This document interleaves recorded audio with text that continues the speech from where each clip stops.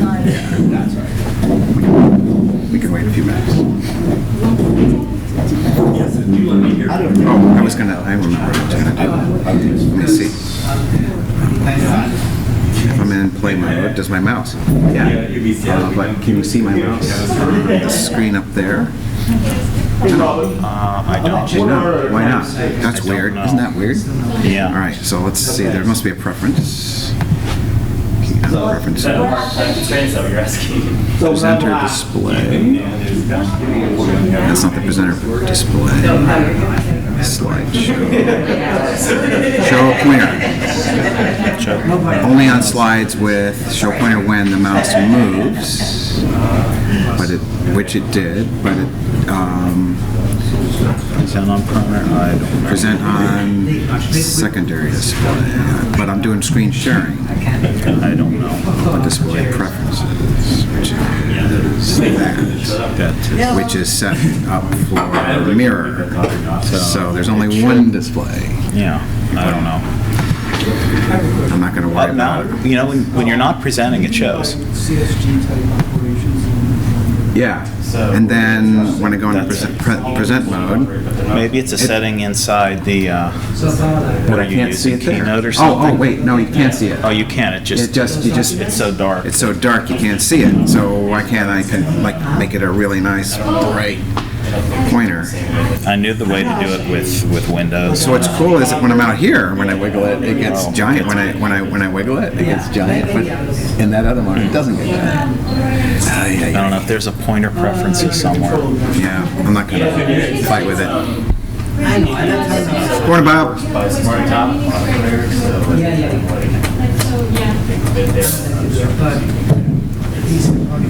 Oh, I'm not gonna. Well, whenever. I'm not gonna fight with it. Ready. Okay. I think we're ready. You're good? Okay. Yeah. Good morning. My name is Alex Ropaleski. I'm the director of the Biomedical Applications Group here at the Pittsburgh Supercomputing Center, and I'd like to welcome everyone this morning to PSC's Joel Stow's Lecture Hall and the PSC's Technical Symposium on Cell Modeling with MCell. The PSC has a long collaborative history working with MCell, and we're excited to have with us today Dr. Tom Bartol to speak with you. In 1995, Tom, along with PSC's Joel Stowles, then at Cornell University, created the first version of MCell. Shortly after the release, the first MCell workshop was held at Cornell University to introduce the program to the neuroscience community. More than 15 workshops have been held since then, both at the Salk Institute and at the PSC. The most recent workshop was held at the PSC earlier this week. The impact of MCell in the field of neuroscience is tremendous. MCell currently is widely used for simulating cellular microphysiology and currently has more than 1,400 registered users. Over the past 16 years, more than 90 studies have been published that utilize MCell in an integral way. It gives me great pleasure to introduce to you Dr. Tom Bartol from the Salk Institute of Biological Studies and his talk entitled How to Build a Synapse with MCell and Cell Blender. Tom. Thank you, Alex. Thank you, everyone. It's really an honor for me to be here today to talk to you about what's been my life's work since I got my PhD at Cornell, and all the work that I did over those years with Joel. And I know Joel would be pleased with the progress that we've been able to make with MCell especially in the last few years, which I'm very excited to show you today. So the philosophy behind what we do is scientific computing, and scientific computing enables the scientific discovery cycle. It's an integral part of the scientific method, and in modern times, now that we have such powerful computers, and into the future, I'm predicting that even more great things will be done with scientific computing, especially when it's integrated properly into the scientific discovery cycle. One of the main breakdowns that happens in the scientific discovery cycle is that if you interrupt any one of these points in the circle on the left-hand side, you can no longer form new hypotheses. The main breakdown occurs when you can't form a new hypothesis and therefore can't perform a new experiment, and you have no new predictions that you can make. This happens when a system gets to be too complex for you to think about, which involves thought experiments and mental models. Because after all, hypotheses come from the human mind. And unless you can think clearly about what you're doing, you can't form a new hypothesis. And the whole cycle breaks down. You can't perform any new bench experiments to verify what's happening in the real world. Scientific computing is a powerful way to better tune your intuition, and so that you can have properly conceived mental models and form new hypotheses. And as we know, as we learn more and more about the natural world, especially in the biological sciences, one of the hallmark features of biological systems is their overwhelming complexity. And how are we to get past this breakdown? We have to do scientific computing. Richard Feynman said it best, I think. He said, "What I cannot create, I do not understand." Create mathematically, create in your mind, create physical models, physical representations.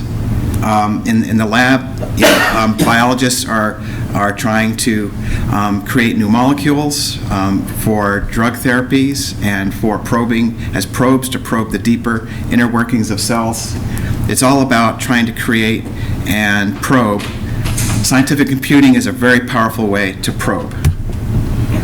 The motivation behind our original conception of MCell, our scientific computing platform, that Joel and I had, was how do synapses work? How does synaptic structure influence synaptic function? And this involves understanding not only the biochemistry of the cell, but also its spatial structure in the cell, especially in synapses, which are so highly organized and have so many different kinds of molecules that are specifically located at specific places in the cell. It's not well mixed.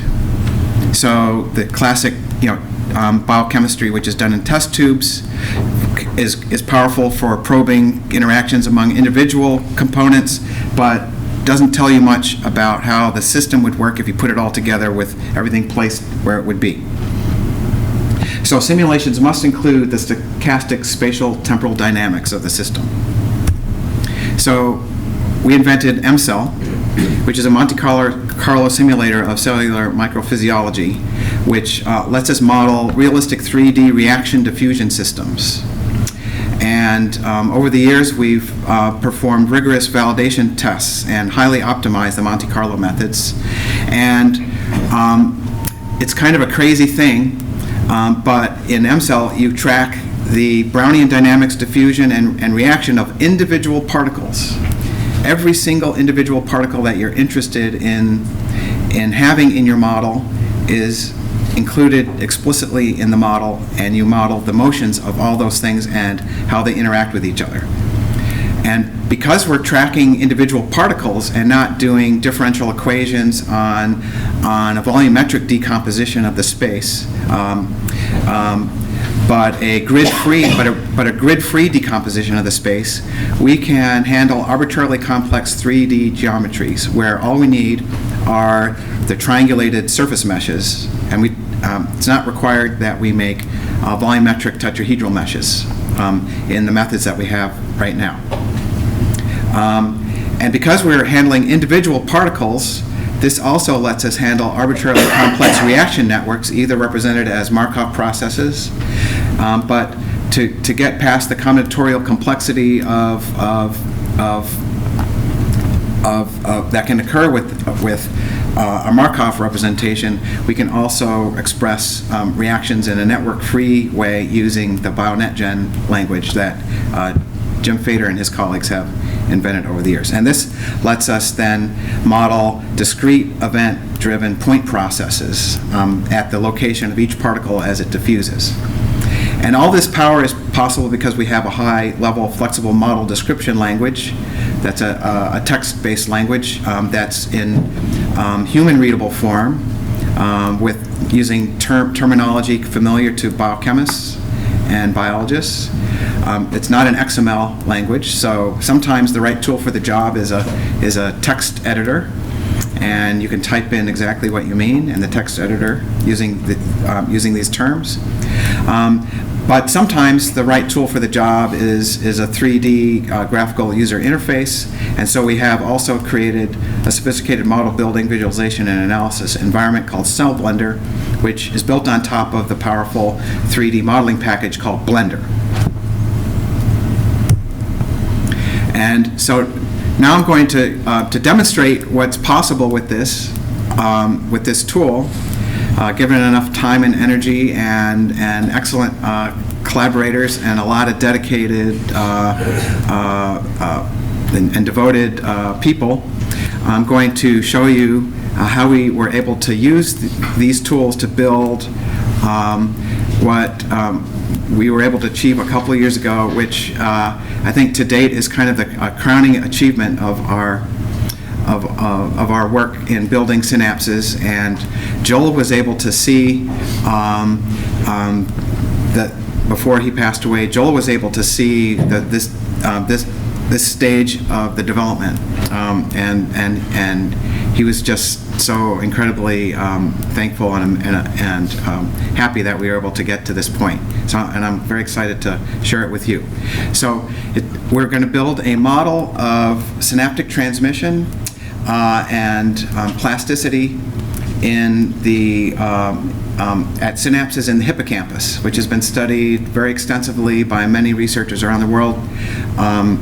It's the model system used by neuroscientists to study the core foundation of how learning and memory works in the brain, and it all happens at synapses. And so I didn't know it at the time when I chose the synapse as the focus of my research program as a young PhD student, that the synapse was going to be so important. So I'm very fortunate that I did that, and I had good advice from my mentors, and we were able to do this. So the model starts.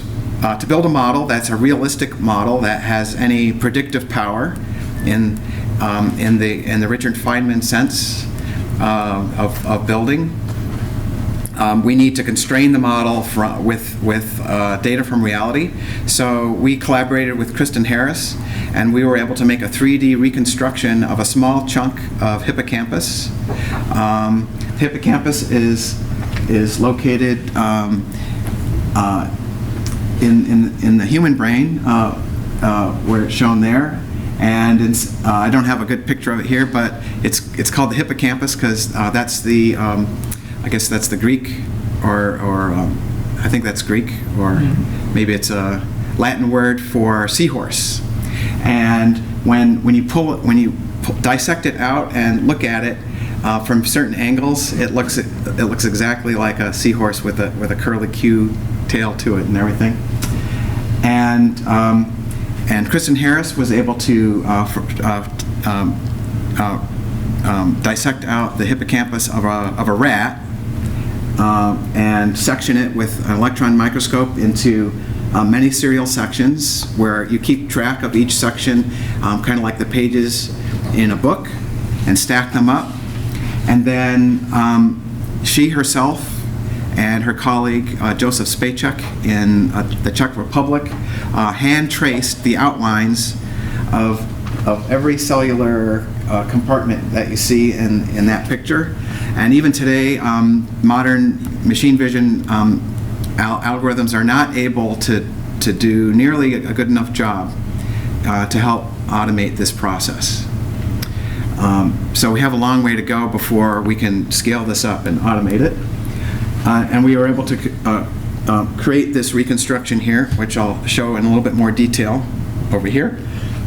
Here's an example of the hand tracing of one of the dendrites in yellow. So neurons are composed of a very complex cell body with branches that branch out from it called dendrites, and then a long fiber called an axon that connects to the next neighboring neurons. So the dendrite here is shown in yellow, an axon is shown in green, and this axon is making a synaptic contact with one of the dendritic spines, which are protrusions that stick out of the dendrites, and the synaptic contact you can see in red.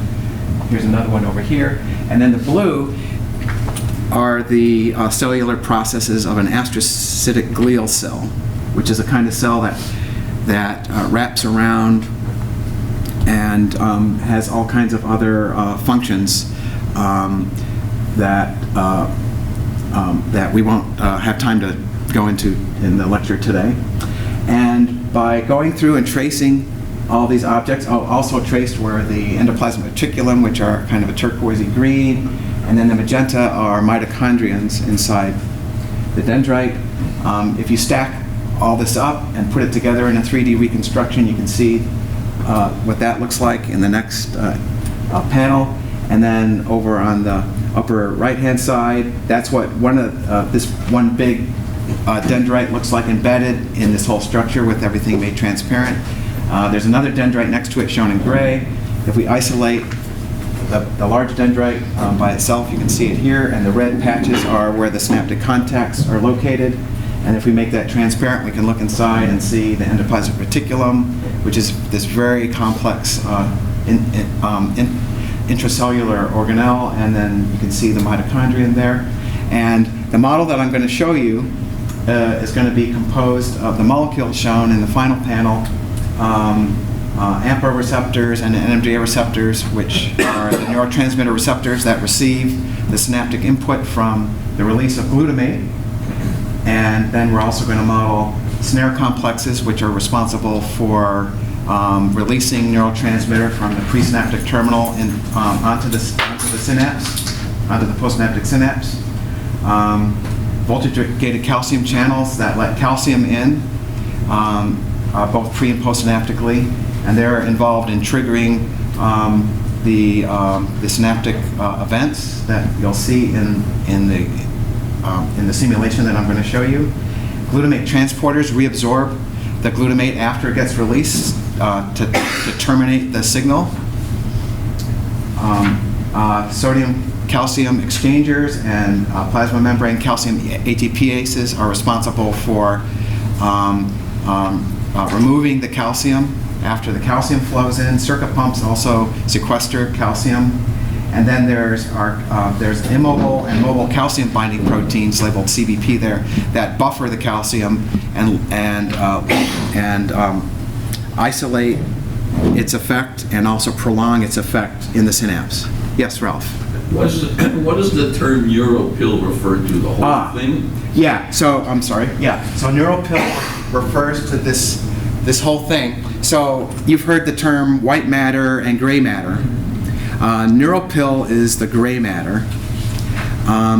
It's a part of the gray matter. So white matter are the myelinated axons in the brain, and it's composed of almost entirely axons and no cell bodies, and no dendrites and no synapses in the those are the long-range connections between parts of the brain. And then the gray matter is where the neuron cell bodies are in the dendrites and the axons, but there's a layer, but often the cortex especially has this layered structure, and the cell bodies of the cells tend to be in one aligned with each other and in one particular layer, and so the dendrites extend out from there, and out in that dendritic area is where all the axons and dendrites meet up to make their connections. And it's I think pill is Greek for hair or hairball, right?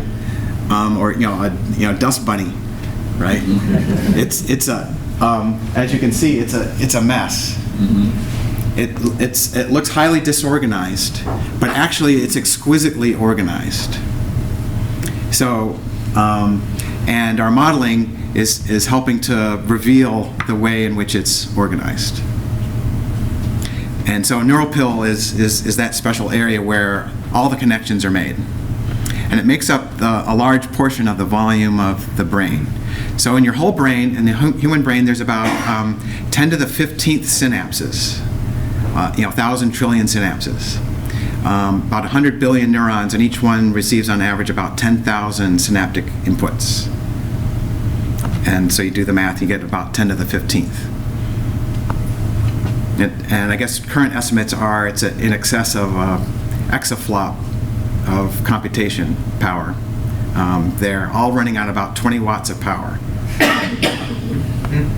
That's the estimate for the power consumption of the brain. So we have a ways to go with our man-made machines before we get there. Yes?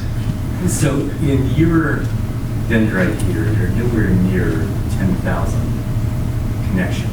Right. This is I didn't say this is a piece of reconstruction that's a tiny, tiny little piece. I should thank you for pointing this out. So this is a micron here. So the dimensions of this whole thing are like maybe this is 2 microns. It is 6 by 6 by 5 microns of reconstructed tissue. About 180 cubic microns of reconstructed tissue. Within that volume, we have 450 synapses and about 450 axons passing through and 150 pieces of dendrite in there. But just one piece of astrocytic glia, because they are very large and extend over large distances as single cells. Okay. And then, so that's the 3D substrate of the model.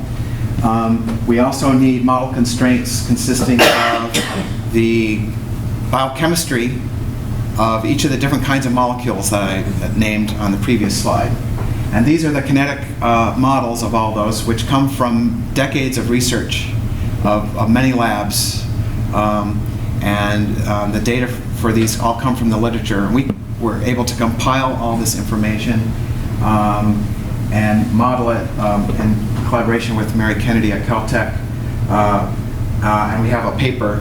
A lot of what I'm going to be showing you today is published in 2 different papers. This is one of them here. And these are the kinetic models. And there, you can see there's lots of parameters in these models. These are networks, right? These are reaction networks. But they're not that different in logical structure from a neural network. Connections between neurons that communicate with each other at synaptic contacts and synaptic weights. Right here we have molecules that interact with each other with kinetic rate constants, which are equivalent to the synaptic weights in a neural network. So it's interesting that just like it's turtles all the way down, it's networks all the way down. Yes, I realized. So I was asking about the 10,000 connections.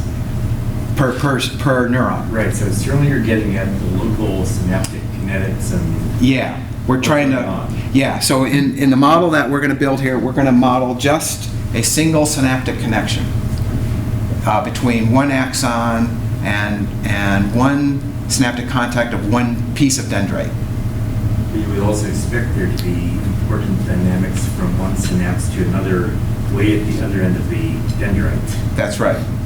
And that's another scale. So inherent in all of these things, so Terry Sanowski, my mentor and boss at the Salk Institute, I should have the slide that he normally shows, which is his famous levels of investigation in neuroscience slide, where he goes from angstroms and molecular dynamics scale all the way up to the whole brain and all the scales in between. And with MCell and our models, we're at the synaptic level, which is just above this molecular dynamic scale where you're modeling interactions of single molecules with each other. Now we're modeling the interactions of many molecules put together in a structured way in the tissue, but at a subcellular kind of scale. And then the next scale above that is what's a whole neuron doing, and then what are those neurons doing in the network, or those networks doing in larger circuits of the brain, and then what's the whole brain doing. So can you do multiple neurons now, or what's the time frame where you think you'll get there? Yeah, so we're working very hard on what are called multi-scale methods, and we're working very hard on coupling MCell with another simulator called Neuron. And MCell models the biochemistry of cells, but not the electrophysiology of cells. And Neuron models the electrophysiology of cells and has limited ability to model the biochemistry of cells. We're going to couple these together with a thing that we're calling PyMCell, Python MCell. And Neuron has a Python neuron interface, and we'll be able to interface them together and do that sort of thing. And this is the future, and we'll need large computing infrastructure to do this, right? So that's where Psc comes in. Yep. Yeah. Okay. Model constraints, the biochemistry, and then further model constraints.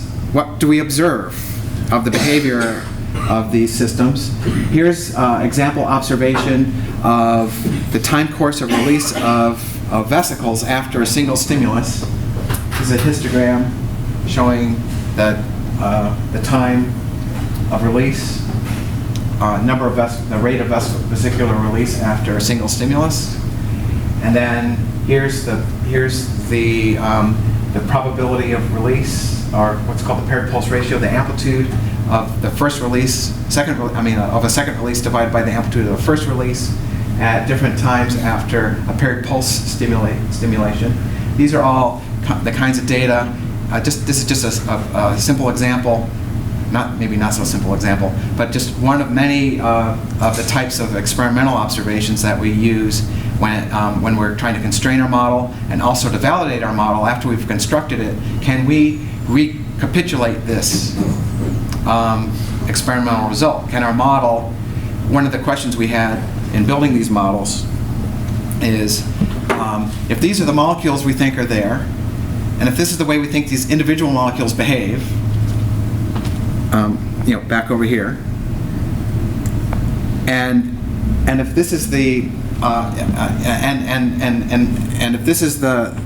if this is the structure within which those are all behaving and where they're distributed, can we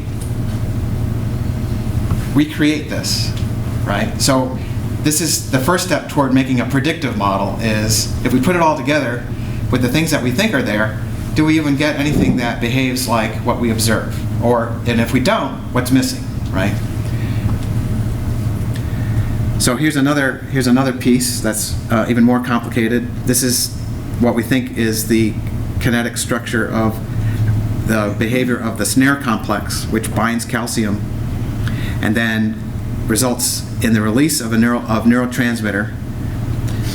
So this is another part of the model in a paper, the other paper that I wanted to tell you about, with Sohita Nadkarni collaborating with her, and she's at ISER Pune, which is the Indian, I can't remember what ISER stands for, but the Indian research, some research institute in Pune, India. Yes. So each dendritic spine is unique in its morphology. Yes.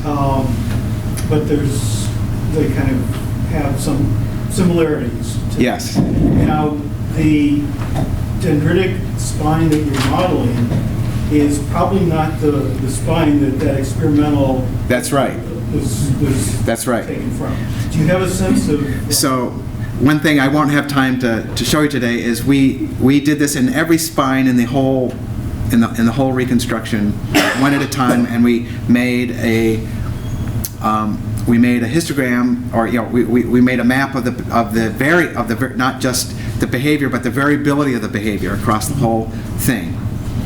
Because studies like this were done in lots of different shapes and size synapses, and so the error bars you see on here are due to all the different experiments they did in synapses that they didn't know how big they were either when they did their study. And so not only are we able to replicate this result, we're also able to replicate the variability of this result in our model. How many different geometries do you simulate? So there's 450 here, but we did all the ones on that large yellow apical dendrite. There's 77 on that one, and there's a distribution of their sizes, which is a long, kind of a heavy side, long tail distribution. Lots of small ones, and then fewer and fewer large ones. And that's a hallmark of learning and memory in the brain. So the sizes of those synapses isn't random. The size of those synapses is set by the plasticity process, which changes the synaptic weight. The size of a synapse is equivalent to its synaptic weight in the neural circuit that it's behaving in. That size is the coefficient, the coupling coefficient between those interacting elements. It's like the coefficient in a n-dimensional polynomial, for each of the terms in an n-dimensional polynomial. Each of those is a synaptic weight. And the structure of that n-dimensional polynomial is what gives us our ability to do what we do. Okay, so here's how we're going to put everything together. The green is an axon. The little tube inside of the axon is a piece of endoplasmic reticulum inside the axon. On the surface of that are the Circa pumps, which are pumps that sequester calcium to try to maintain calcium homeostasis at a very low level of calcium inside the cytoplasm. There's little black particles, which are calbindins. On the surface of the axon are also PMCA pumps, which are the plasma membrane calcium ATPase pumps. They try to extrude the excess calcium to maintain that low level of calcium. Also, we have voltage-dependent calcium channels that let calcium in a voltage-dependent way, so that when an action potential, an electrical stimulus travels down this axon and reaches this point, that the action potential travels as a wave from the cell body of the neuron, travels as a wave. When the neuron decides to make an action potential and make a spike, which is a pulse of information that's intended to be transmitted to all of the neighboring neurons that it makes a synapse with.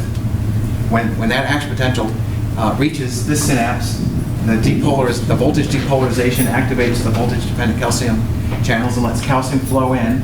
That calcium binds to the snare complexes, which dock the vesicles. These are synaptic vesicles, and each one of those contains about 2,000 molecules of neurotransmitter. And in response to that action potential, the calcium flows in, binds to the snare complexes, and it takes multiple bindings to activate one. And if it gets activated, then it will cause one of the synaptic vesicles, the one that it's coupled to fuse with the membrane and dump its contents of 2,000 molecules into the synaptic cleft, and then it begins to diffuse, and it binds to the AMP receptors and NMDA receptors on the postsynaptic cell, which is down here.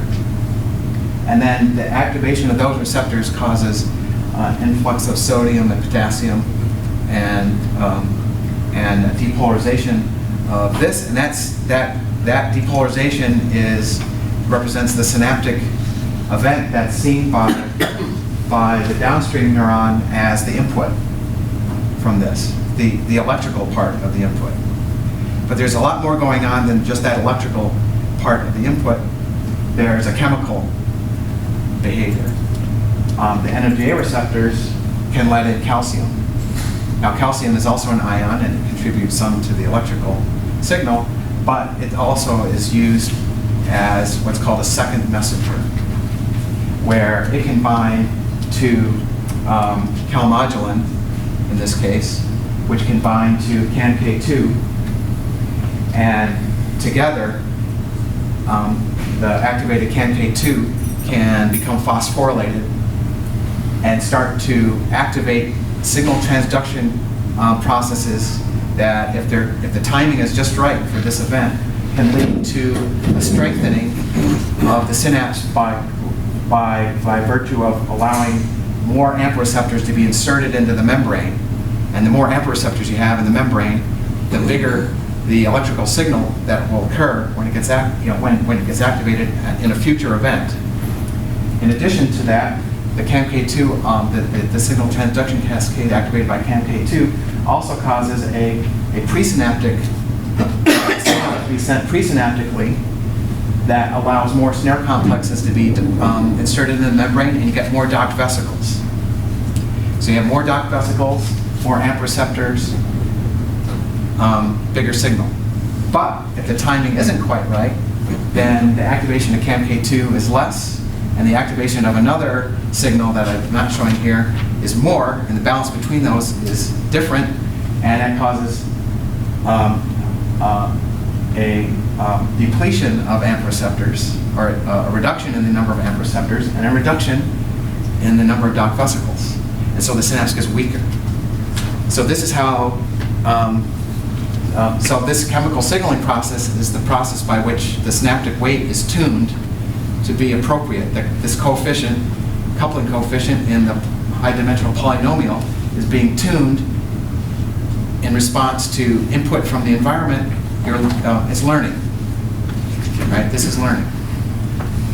Okay. For the number of receptors, how do you know the initial conditions? Can you actually see these? So you can see them with different labels. You can label them with antibodies.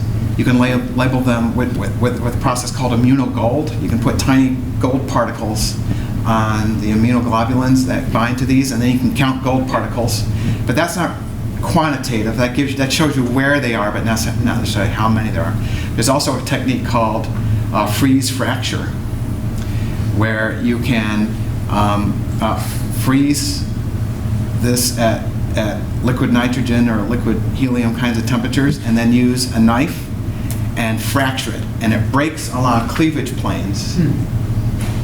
And sometimes the cleavage planes lie in the plane of a synapse, and you can see, and then under electron microscope, you can see the particles and count them. And that you can actually physically count them and know how many there are. You don't know what kind they are, though. Right. But by correlating different sources of information, we have a pretty good idea.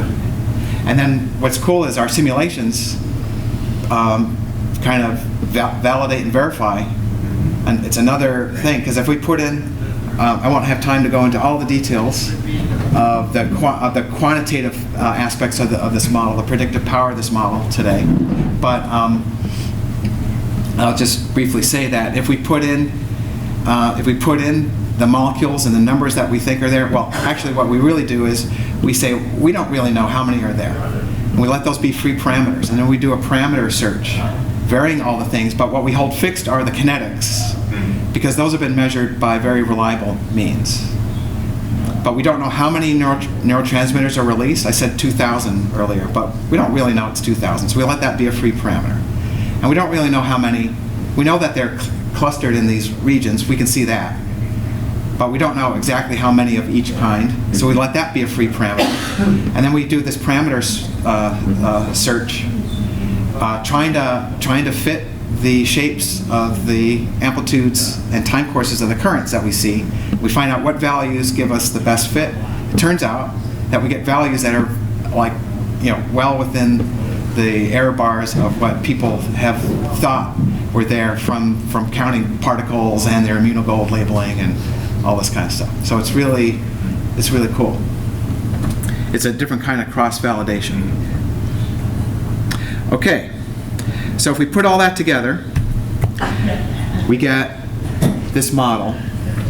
So the yellow is the dendrite, The red patches are the synaptic contacts. The blue is the astrocytic glial process, which now in 3D you can see is this crazy, complicated Swiss cheese or gauzy-like structure that's wrapping around everything. And then we have one axon that we've labeled, and then here's a mitochondrion that's inside that axon. And then we've made everything else that you saw earlier in the big blue, yellow, and green cube. We've made all those other things invisible so that we can see inside. And in a moment, I'm going to put this into motion, and we're going to see what we talked about.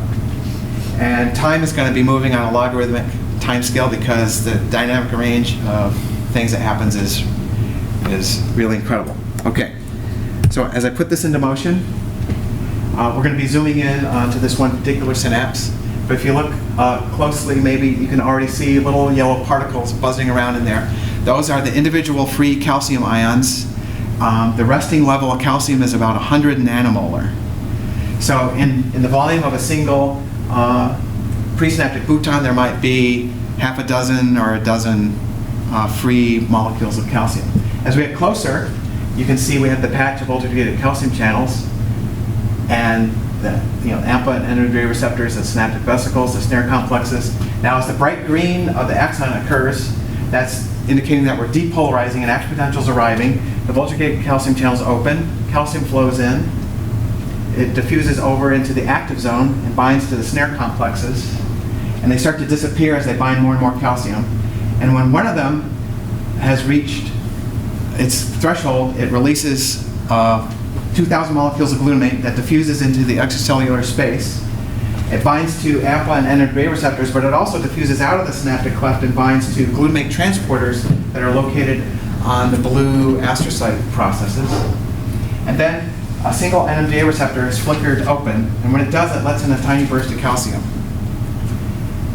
But the NMDA receptor is voltage dependent also. So it doesn't let in a lot of calcium until the axon decides to fire the dendrite, the neuron associated with this dendrite decides to fire its own action potential. When it does, that leaves on the axon, but there's also a depolarization that propagates up into the dendritic tree. And when that happens, then this activated NMDA receptor lets in a lot more calcium. And then that extra calcium binds to the calmodulin and CAMK2, and you get a lot of CAMK2 activated, which are these big blue cubes. And that's indicating that this timing of this release and that the neuron fired its own action potential, that tells this synapse that it was one of the ones that was responsible for causing the neuron to fire.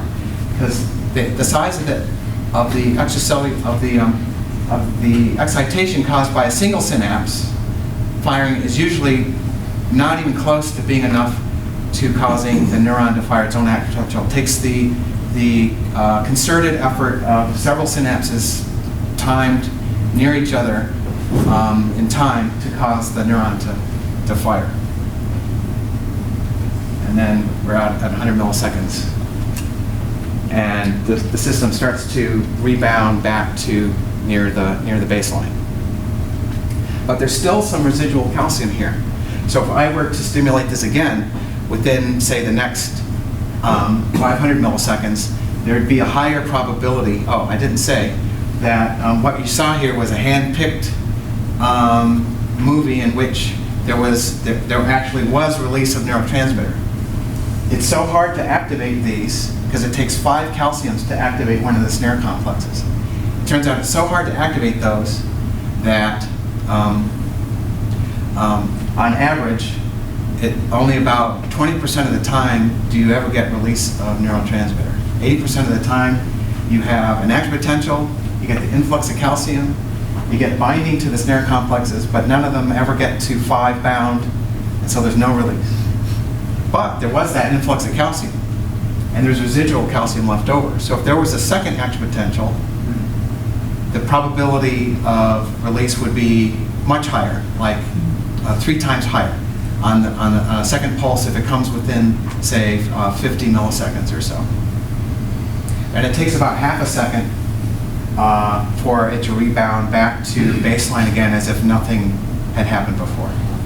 So there's this short-term memory called facilitation, but if I keep stimulating it, I release more and more. I might release another vesicle, another vesicle, another vesicle. On average, there's only about 7 docked vesicles. After I release that 7th vesicle, I'm now out of vesicles. And it takes several seconds for it to rebound and redock new vesicles out of this pool up here. So there's this interesting short-term memory between facilitation and short-term depression that's going on.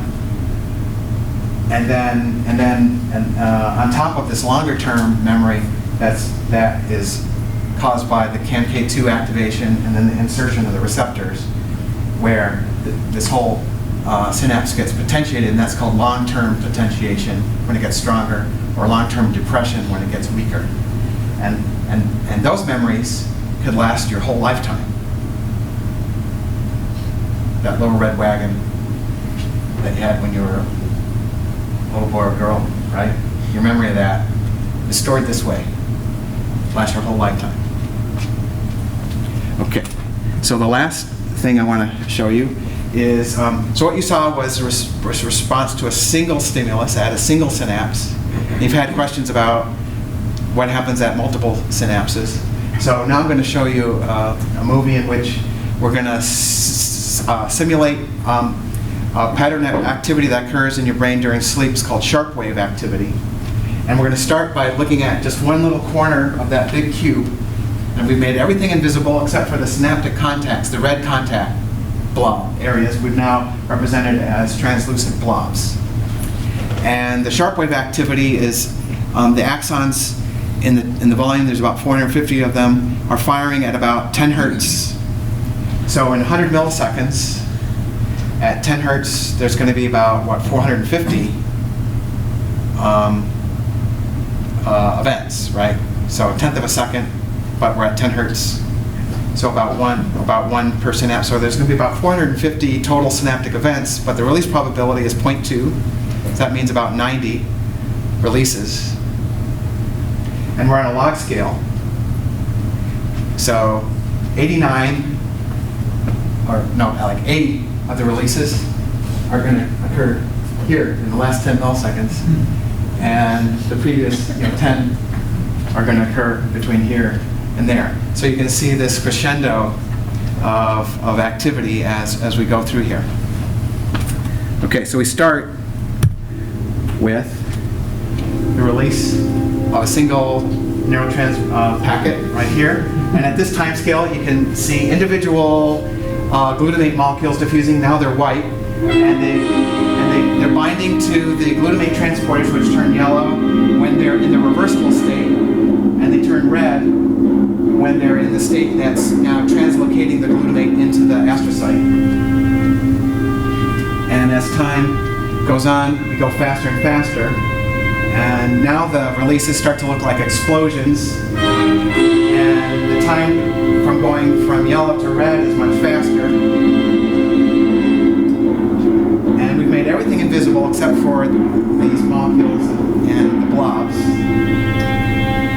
And so now by virtue of the binding to the glutamate transporters, you can get a sense for how far the glutamate gets after it's released from a single synapse. And you can see it spreads out pretty far, maybe about 2 microns in radius, 1.5 to 2 microns in radius around each synaptic contact. And so that neurotransmitter can, even though there's glutamate transporters that are trying to reabsorb it, the neurotransmitter can reach nearby synapses, or it could possibly bind to receptors there.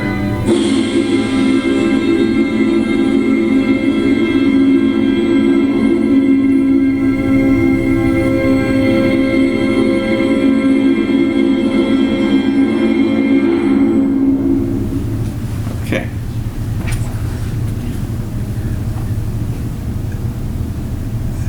So I don't have time to talk about these other things, so I'll just jump where I was going to explain how MCell works and how it does what it does. But I think the animations kind of tell you a lot and give you a lot of your own mental impression of what's going on in the simulator. And so I want to acknowledge all my dear colleagues and friends who were instrumental in helping putting all this together over the years. Thank you.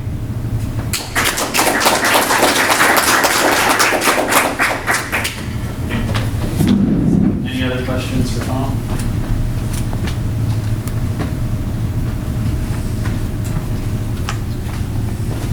Okay. So how many trillions and trillions of those did we do while watching that?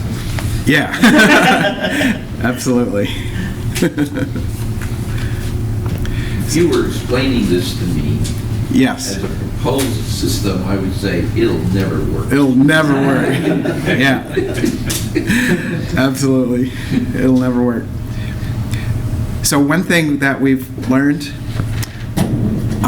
recently is that the precision with which the synaptic weights is set, we've been able to measure it. I won't have time to tell you about that, right, because we need to get Rosita up here. But we were able to estimate the precision with which the synaptic weight is adjusted, and then estimate how many bits of information is stored because of that precision. To explain that precision, there has to be a certain number of bits from information theory. And it's about 5 bits of information stored in the weight, just in the weight. So the total storage capacity of the brain is approaching a petabyte of storage. And that's a lower limit. There's other ways in which the information is stored, like in these short-term and long-term dynamics. So there's kind of a which come and go, but during those brief moments of time, there's state stored, represented in those dynamics, which has who knows how many other bits to represent that. So there's short-term memory. So there's memory across lots of different time scales. So so the 5 bits is just the time scale across your entire, lifetime. But moment by moment, there's short-term, bursts of more memory and less memory for remembering. A second ago, I said I was going to pass it over to Rosita, so I better do that. Okay.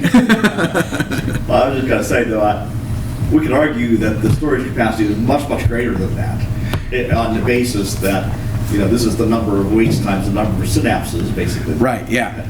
But, just like the Enigma machine, the wiring contains vastly more information. Vastly more information, yeah.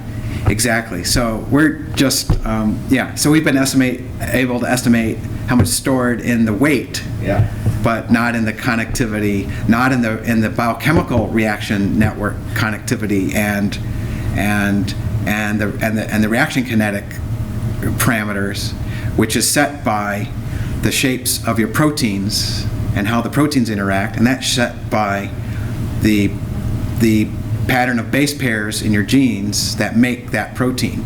You change one base pair, that might change one amino acid in that protein, that changes its shape, that changes the way it interacts with its targets. That's tantamount to changing its reaction kinetics, which is its coupling in the reaction network, right? Yep. So timescales from the timescale of the whole planet and how to survive on planet Earth to, I better pass it over to Rosita. Go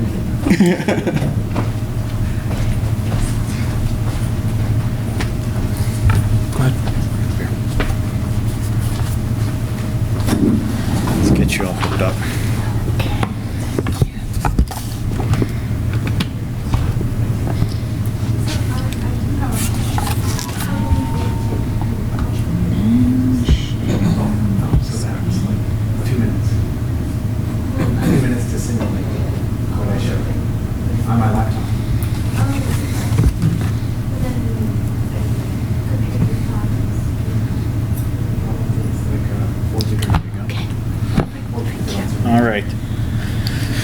As Tom said, it's time to turn things over to Rosita. Rosita is a research scientist at the center And Rosita's research focuses on using numerical and analytical techniques to understand chemical, physical, and biological phenomenon. Rosita uses MCell to model amphibian and mammalian synapses, as well as studying the structure and function relationships of these systems to better understand neuromuscular diseases. She'll be talking with us today about some of her work with Steve Moraney from the University of Pittsburgh, and her talk's entitled MCell Simulations of the Mouse Neuromuscular Junction Transmitter Release side and I'll turn over to you. I'll let you say the rest. Go ahead, Rosita. Thank you very much. Thank you, everybody. It's an honor to talk about my work here. And thanks, Tom, which really beautifully explained some very details of this MCell, so I don't need to repeat that. So my talk is about MCell, using MCell to model neuromuscular junctions and transmitter release sites, and also we also use MCell to model different drugs for some neuromuscular diseases. So I'm going to explain how we use this.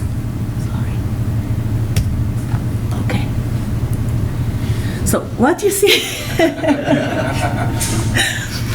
okay, my talk has three parts. First part, I'm going to talk about neuromuscular junction. And, neuromuscular junction is a reliable synapse, which means that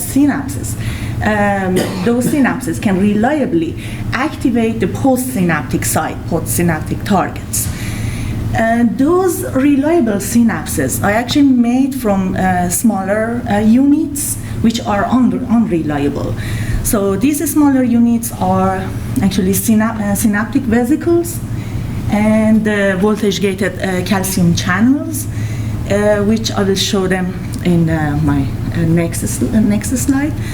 So then I'm going to talk about Lambert-Eaton myasthenic syndrome, which is an autoimmune disease. It is some kind of a rare disease. Some people who have lung cancer after getting treated, they get this Lambert-Eaton myasthenic syndrome, LEMS we call it in short. And so it's autoimmune disease, and this makes weakness in the muscles. So this disease reduces that reliability of the synapses. The way this disease affect people is in a way that it removes some of the voltage-gated calcium channels from the system, and it also disrupts the organization of the active zone. But at the same time, it upregulates some other calcium channels, not the PQ channels, for example, in mouse or human. So the last part is about how we use MCell modeling to first study the structure and function relationship. And the second part is the disease LEMS. We will model some mouse with LEMS disease, and we try to see how we can find the good treatment strategies for that LEMS disease. So here is a very simple movie that I actually find it in internet. Oops.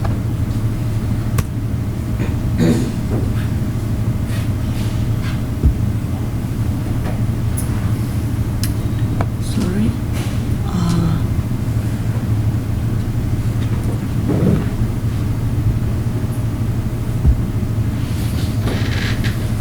I don't know, somehow it doesn't start.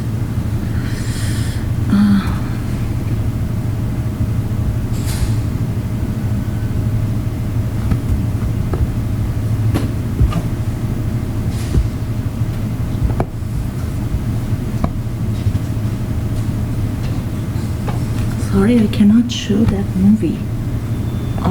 Where's your cursor? Sometimes your cursor has to be in something. Yeah, it is actually. Okay.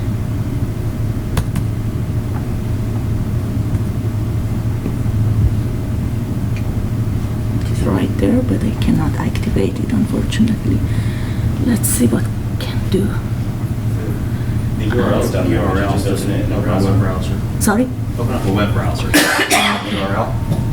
can you? If you give me a second, I can. Okay, now I can activate it and then make it. Okay.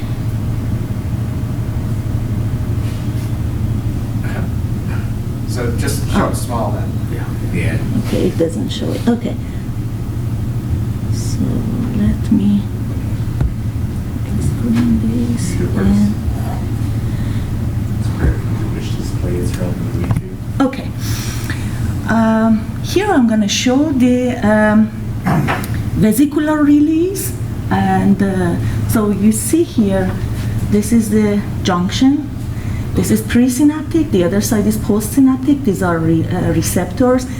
Those circles are filled with neurotransmitter. They are called vesicles.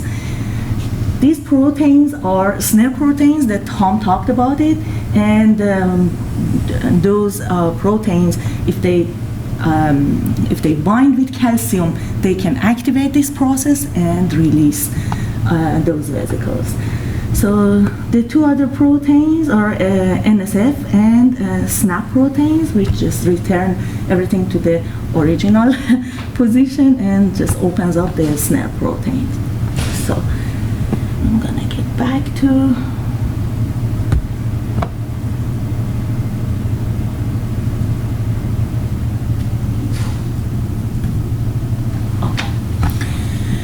So what we did as a first step was to study the structure and function relationship in different neuromuscular junctions. For starting, we started with frog neuromuscular junction. In left side of this, you can see the frog active zones. These red lines, red bands, are actually, each of them is one active zone in frog. As you see, it's long. And the other side, you see mouse neuromuscular junction. These dots, each of these dots, the green dots, are mouse neuromuscular junction. So as you can see from here, and also I will show you more pictures in next slides. Frog is made from long sets of vesicles. And on average, we have between 20 to 30 vesicles arranged into, in a double row. And the channels are here, are shown in red dots. The yellow dots are actually different types of proteins. So we model this one, this active zone, using MCell, which, as Tom explained, is a reaction diffusion simulator. And so we made a 3D model of it, a very realistic form. And after we made that, then we used the units of this frog neuromuscular junction and made our mouse system. So let me go to the next page. So this is our simulation box. We have 26 vesicles, and as you see, these orange circles are our vesicles. These are calcium channels. These dots are just placeholders and other proteins. And the ratio of the vesicle to channel is 1:1. So then we put some binding site on the bottom of each vesicle, which I showed there with different colors, with the colorful part. We also have a buffer all over this box, and the calcium channels, and also all the calciums are in our simulations. So calciums can diffuse all over the system and can bind and unbind to either buffer or the binding sites. So we model two different types of binding site. One of them is called synaptotagmin 1, the colorful, which is a fast and low affinity binding site. The other one is synaptotagmin 7. When Marcus was here, and everybody I guess know Marcus, they actually suggested there must be another type of synaptotagmin, in another type of binding site in this system. Otherwise, we couldn't see the facilitation that Tom talked about it. So they added site, and they called it Y site, and later on people find out that there is a synaptotagmin 7, which acts really similar to that, and so we use this to synaptotagmin. The other one, synaptotagmin 1, is a slow binding site with high affinity, and it can absorb calcium, keep the calcium for a longer time, and then later on it just release it. So it adds to some facilitation. So next page we will have the same problem, I guess. So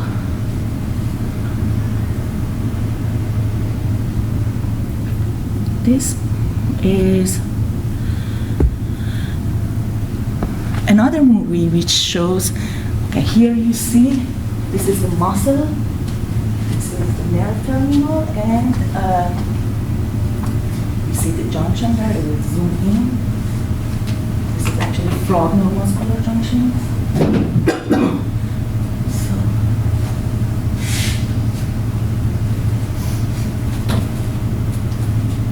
this is our active zone. One of those is our simulation box. So we repeat our simulation several times. I can say between 2,000 times to 10,000 times. We redo the simulation with different random numbers because it's a stochastic simulation. We have to gather enough data to get a good average of the results.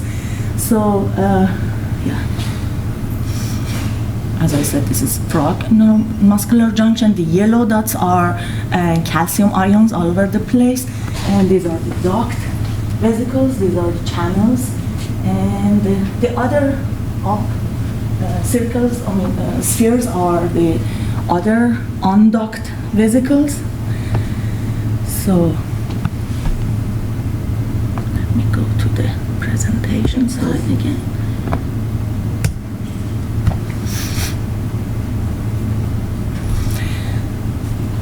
And we use experimental data to fix all of our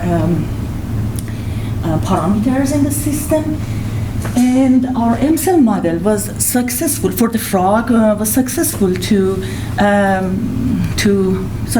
successful to get the experimental results in a way that we had average vesicular release per active zone, reaction potential, very similar to experiment. And the probability of release, it's almost 0.5 for frog active zone. We got a fourth order calcium release relationship with external calcium. Also paired pulse facilitation we were able to see, and also buffer concentration, the relation between buffer concentration and calcium diffusion, and release latency, and also facilitation. I just showed you as an example how we got the facilitation. If you have multiple stimulus in your system for the frog, in the first action potential you have some releases, which is like 50% probability, but in the next action potential you have more.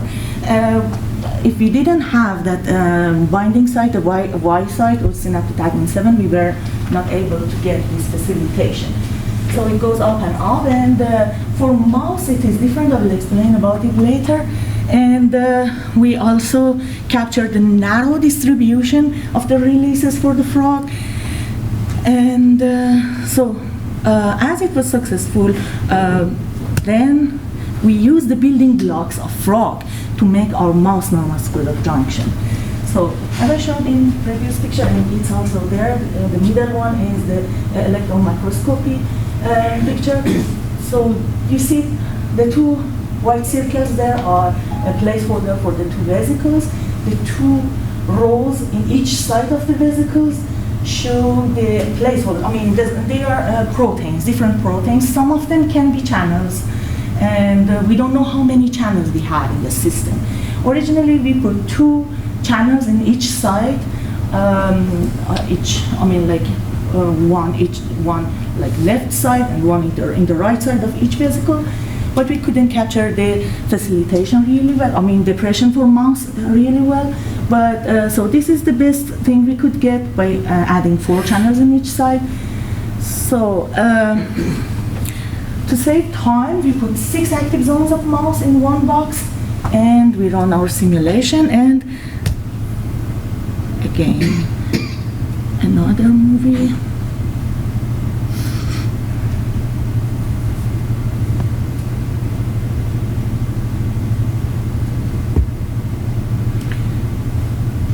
So these little dots you see here are calcium released from the channels and go all places, and some of them bind and make this release. So to calculate the release, we use an energy scheme, and each calcium which binds to the binding site gives the system a little bit of energy. When we pass the barrier, which we pick something like 40 kilocal per mole, we call it released. So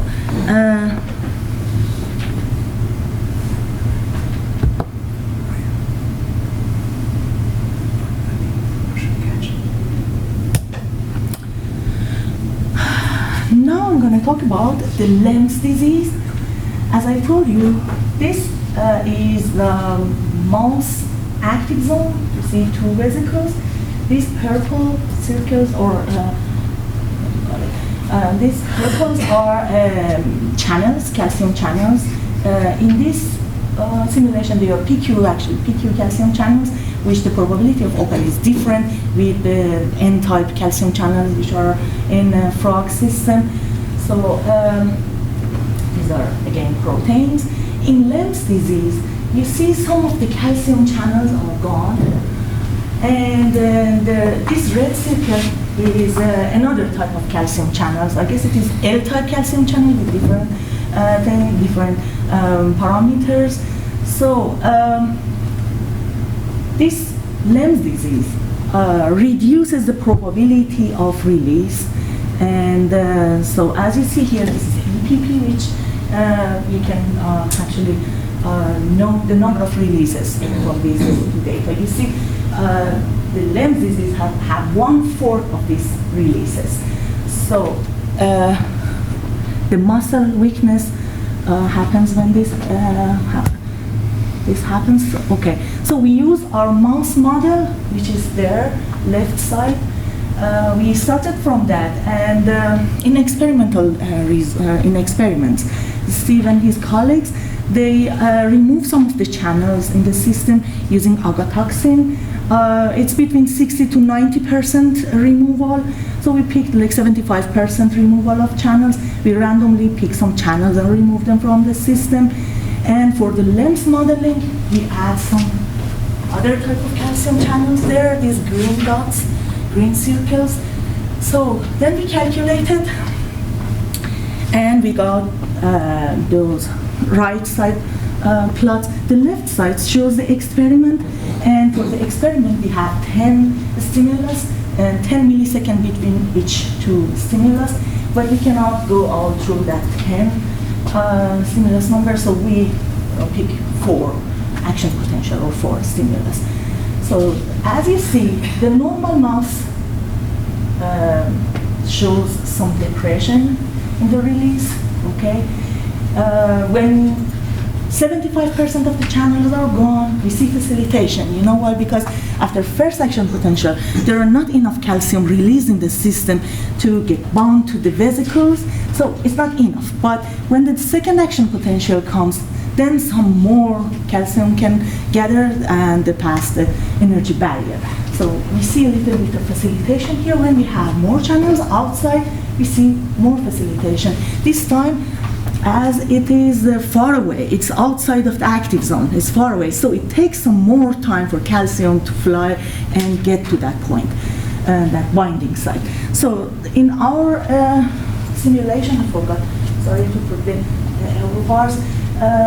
So this is a mouse system compared to experiment, is somehow good, it can show the depression. This green line shows the 75% of the toxin removal, channel removal. We see a little bit of facilitation. This one is LEMS model.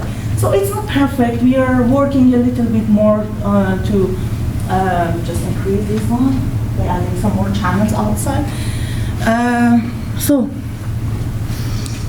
this is our model for LEMS. Now I'm going to talk about the two drugs that we modeled. There were two drugs for this LEMS disease. None of them are FDA approved. One of them is called DAP, 3 and 4 DAP, which is potassium channel blocker.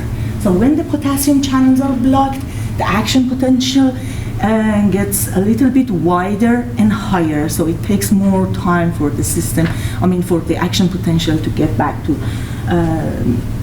the original. So the other drug is called GB58, and if any channel opens in the system, this drug binds to it and keep it open for longer time. So the two drug combination of those two drugs makes compensation for the release probability. I showed here on the top the chemical formula for the DAP, and in here we have a molecular structure of GB58. This molecule is actually made for one of our colleagues in Pitt. In chemistry department made this drug, and they are still working on it to make it perfect by changing that subgroups a little bit. So what we did to model those two drugs, as we know how they act on this system, is that, okay, for the GB58, as I told you, they bind to channels which are open, so they keep them open for longer time. So we thought that let's add some more open states to our original formula. I forgot to explain about our original closed and open states of our channel. Just consider this side. Our channels are moving from closed state, closed 1 to closed 2, closed 2 to closed 3, and then it goes to open state. That's because like each channel is composed of like 4 subunits. So these subunits should move to another position. Like let's say 3 of them should go up, or 4 of them should go up, and then we can call the channels open. We could actually do the 4 closed state, but the results was very, very similar to 3 open, 3 closed state, and we kept this one because it is computationally faster. So now we added some more open states to this, and this is the calcium current tail for the 2 systems. This one is our control model. The calcium goes inside the system and then drops down fast. But when we add the GB58 drug, this is actually, this red line is experimental data. It takes more time for the calcium to go to 0, okay? It drops slower. And the blue line is our results from this model, which actually when we run this simulation, by changing those numbers there, alpha and beta, which are forward and backward reaction rates, we could get something really close to experiment. GB58, when they do the experiment, if they use 50 micromolar of GB58 on their system with something like 75% or between 60 and 90% channel removal, they see the probability of release becomes twice as high. So we model our results in a way that we can capture the GB58 concentration, and we call it like 50 micromolar. So for the other drug, which is DAP, as I told you, the action potential should be a little bit wider and higher. So we increase the height by 5% and width by, I guess, 3.4% or something like that. And then we recalculated all the rate reaction for the system around the simulation, and we get almost twice as high probability of release. Then we combine those 2 drugs. So here we see an experiment. This is the control serum. For the LEMS disease, the smaller peak in the middle one shows the LEMS, when we add, in experimentalists add 50 micromolar of GB58, they compensate some of these releases and go up to 2 times higher. So when they add 1.5 micromolar DAP, it goes up to 2 times increase. When they combine GB58 and 1.5 micromolar DAP, they will actually compensate it to the control model, and you see some synergistic effect. So the combination of those two is more than the sum of the two drugs, the effect of two drugs. This is our result. This is toxin 75% channel removal, or DAP is a little bit less than 2 times. We can tweak that potential and make it perfect. For GB58, we have almost 3 times increase, sorry, not 2 times. But if you combine those two, the combination of the two drugs is, again, shows the synergistic effect and is higher than combination of, adding those two separately. So that's what my talk was about. And so in conclusion, we use MCell modeling to show the structure and functional relationship for mouse and frog neuromuscular junction. And we also made a LEMS model and a robotoxin model of this mouse. And also we were able to model the two drugs. Now we are going to change those drugs concentration to find the best combination of the drugs concentration, because it is really hard for experimentalists. They don't have a mouse with LEMS disease. They need serum from LEMS, people who have LEMS disease. And it's really hard to get that serum. And not all of the treated mouse get this disease. So it's really hard for them. They don't have any mouse to do this experiment. So it's really great that we can do this using computer simulation and give them some idea about which best concentration can be, and we can continue. And thank you very much.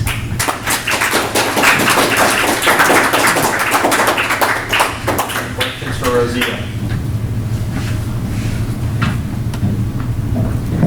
Do these potential drugs have any known effects elsewhere besides the neuromuscular? Yes, actually, DAP is a potassium channel blocker. Actually, it is used for other diseases. I forgot the name. It was hard. But yeah, the DAP is a treatment for other diseases. But they accidentally found that people who have lung cancer and have this disease, if they use this drug for other diseases, that actually helped them to get back some muscle strength. But GB58, well, we talked with someone in Defense Department.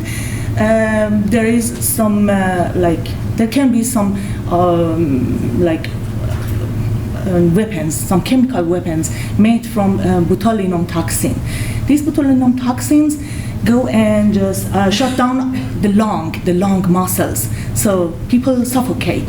So they tried so many different drugs to treat that. And they found out that GB58 is the best drug to treat that, to get people breathing until the body makes more channels, because the botulinum toxin does the same thing as the agatoxin thing. It just removes some calcium channels.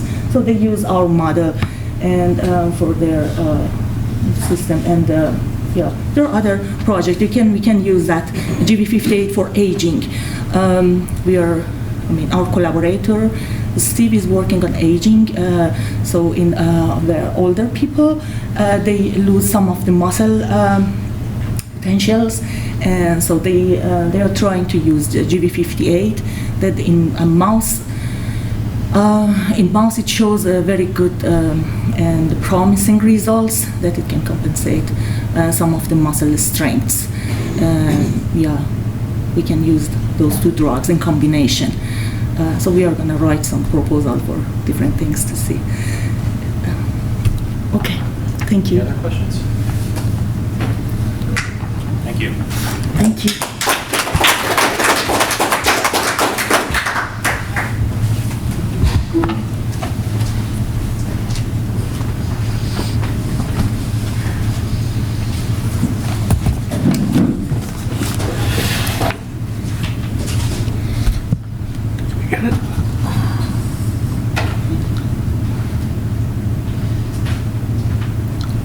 using the pad, right? Huh? She was just using the pad, not a mouse, right? Yeah. Not starting. Are we locked up, Rosita?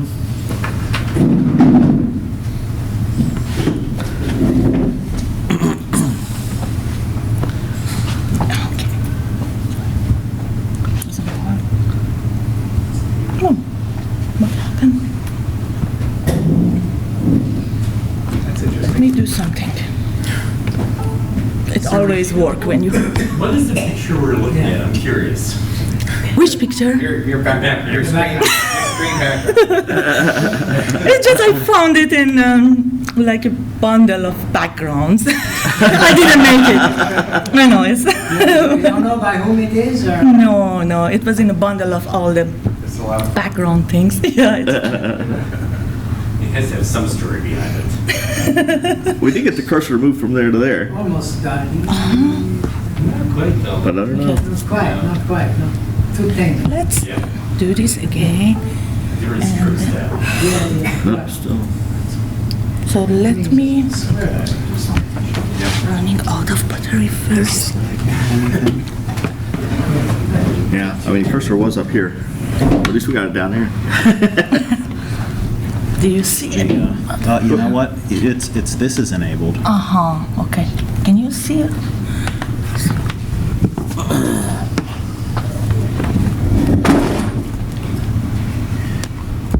You find it there?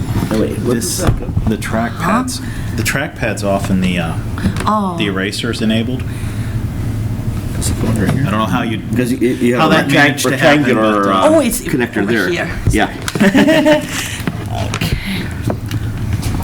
There. So everything is fine. You can just. somehow but we're the still- eraser got on. Ah, okay. Don't ask me how. You want me to reboot it or? Well, I don't know. How is it? It's just like the ancient IBMs. Yeah, I understand, but how do I overcome it? The mouse button works, or at least it did earlier, this one. So if you want to move Give me a down to second. the- I can reboot it. It goes really fast if you want. Yeah, I think we might have to, or if we have an external mouse. Oh yeah. We'll get there.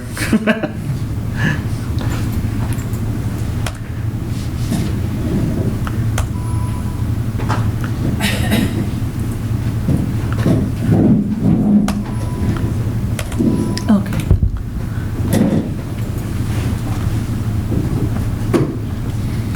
So when my nephew was 5 years old, he'd be sitting at the computer and he'd say, "Mom, it's doing it again. Should I reboot? Yeah, reboot." What?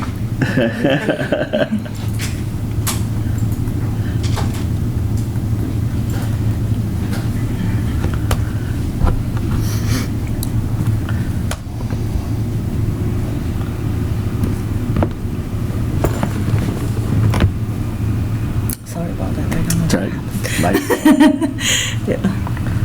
These things normally happen to me, you know. Yeah, with some latency, it happened to you. Usually what happens is I'm typing in Microsoft Word and I touch the trackpad, so half of what I'm doing just disappears. Then I have to do an undo. I have no idea what I do. Anything that touches Microsoft, that's not for broadcast, right? But anything that touches Microsoft failed. What is this? Still not. No. I don't know what happened to this. It is locked somehow. Well, maybe as long as I can get started and. Yes, I did something.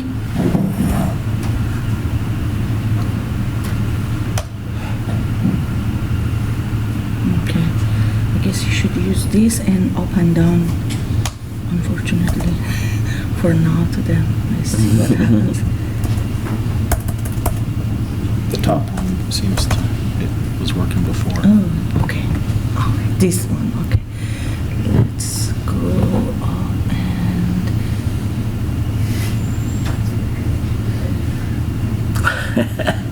Wow, sorry.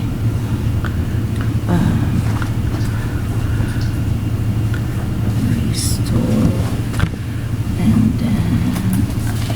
be good to go.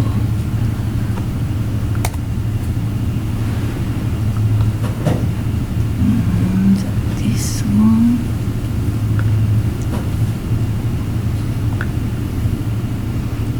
Okay. And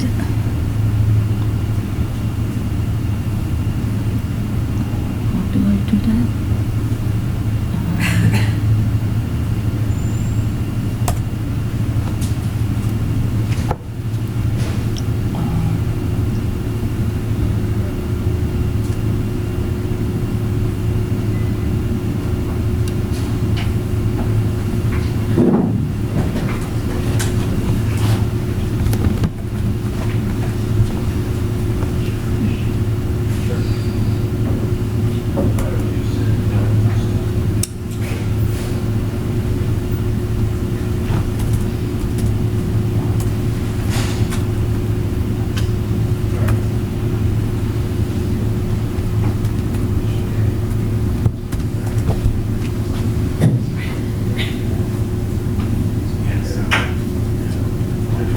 What was that?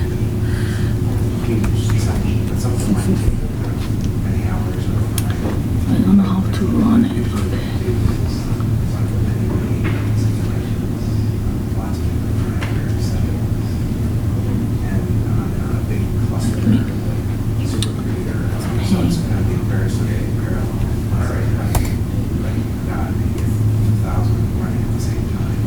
Let's go to her.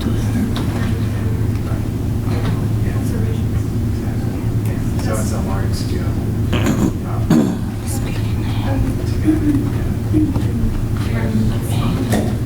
This should work in a second.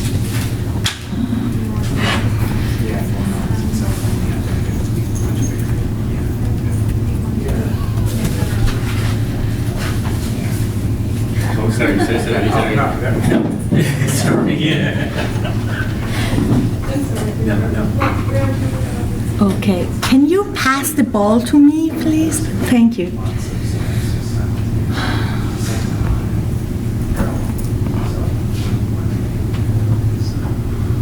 Okay, so now share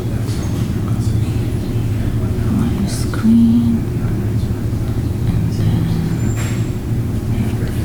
small. This is, let me close this one. And yours. This guy can go. Okay, sure. Make it. Make it full screen.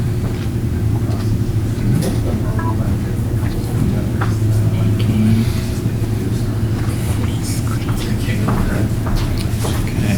So if you need any help, I'm gonna be here.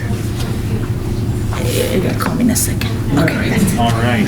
Okay. All right, now that the technical difficulties are done, it's my Are they or not? Well, we'll see. Okay, let's find out. You okay? Okay. All right. I'll just use the We key. think the technical difficulties are done.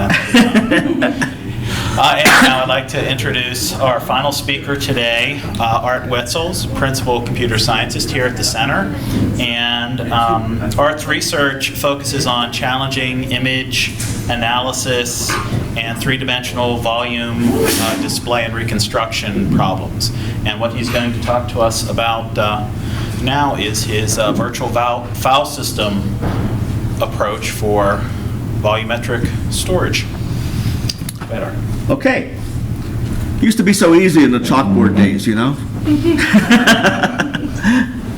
Okay.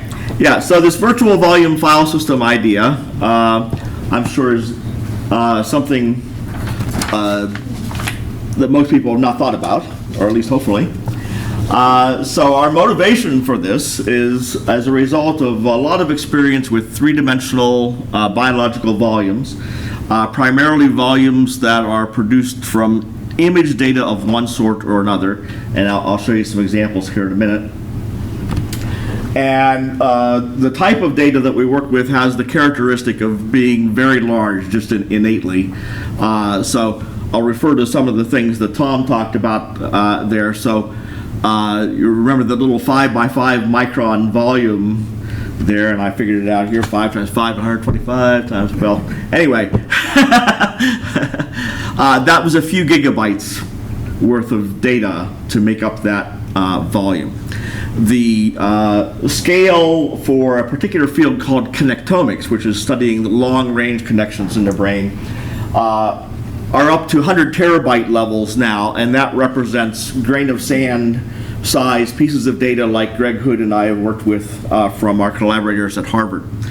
And I have some tables on that in a minute. The dilemma that we have with this data that is somewhat different than typical supercomputing applications is that we need to store it and have it online for long periods of time.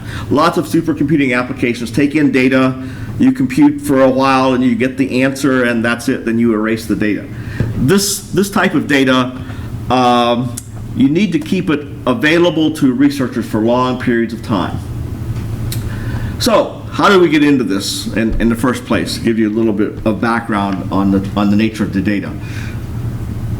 It was roughly 1999. The visible human data that I'm showing here was actually captured in 1994. This is the visible female, 1995. So, sort of old, but it was a big data problem at the time that we got into it.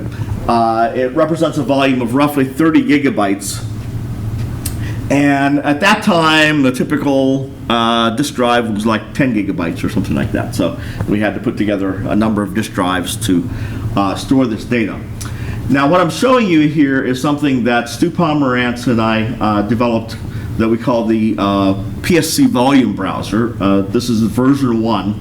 And this was a collaborative project sponsored by the National Library of Medicine, where we collaborated with the University of Michigan Medical School to deliver data like you see here, but interactively to the medical school students doing their anatomy lab beside a real cadaver, that they could go through this data and cut it at arbitrary angles. So unfortunately I don't have the volume browser running here to show you, but you can go through various cut planes here through the entire data set. And of course the organs in the body are not aligned to the cardinal cut planes that you would think about having the data acquired in. So the data, you can see this gap here, which is actual missing data that represents the slice orientation as the body was physically sliced in this case. So you don't want to be the visible human specimen. You don't survive the procedure. Right? At any rate, we developed this technique and it worked pretty well. And so after that project, we went looking for other ways to use what we had developed and built something we called VB2, Volume Browser number 2, right? As you can see, one of the things we added to it was time series, and we got another NLM contract to work with researchers at Duke University, and that beating heart there, that's not the exterior of the heart, that's the blood inside the left ventricle of a mouse heart. So we put together various analyses. That's what that graph in the middle is supposed to represent. And this whole cluttered screen here represents not a single session that you would normally do, but the various types of data that we could deal with, including the visible human, in the background, some electron microscopy, and so on. But the key factor is that it's three-dimensional data viewed as cut planes at arbitrary angles, including the original angle of capture, but more typically at arbitrary angles. So, what is this notion of the virtual volume file system? The word volume, I put that in there because two reasons. One, you often talk about mounting a disk volume or something, a file system as a volume. But more to the point for me here is that working with volumetric data. And the virtual part is by analogy with virtual memory systems in general. So the notion is to produce something that can deliver volumetric data, not just to see it on the screen, because we did that with the volume browser, but to deliver the equivalent type of data to arbitrary programs that don't necessarily know how to deal with volumetric data. So I wanted to build this in the spirit of the Unix toolkit. I see Roger Flynn back there from Pitt, and he will know that I had my first experience also over at Pitt in the same department with Unix back in 1975 when we got the Unix tapes. And and all that. So I think you came in 1974, right? That's correct. Yeah. You got good memory. Yeah. There's a synapse in there somewhere. Yeah. Somewhere. Yeah, the Roger Flynn synapse.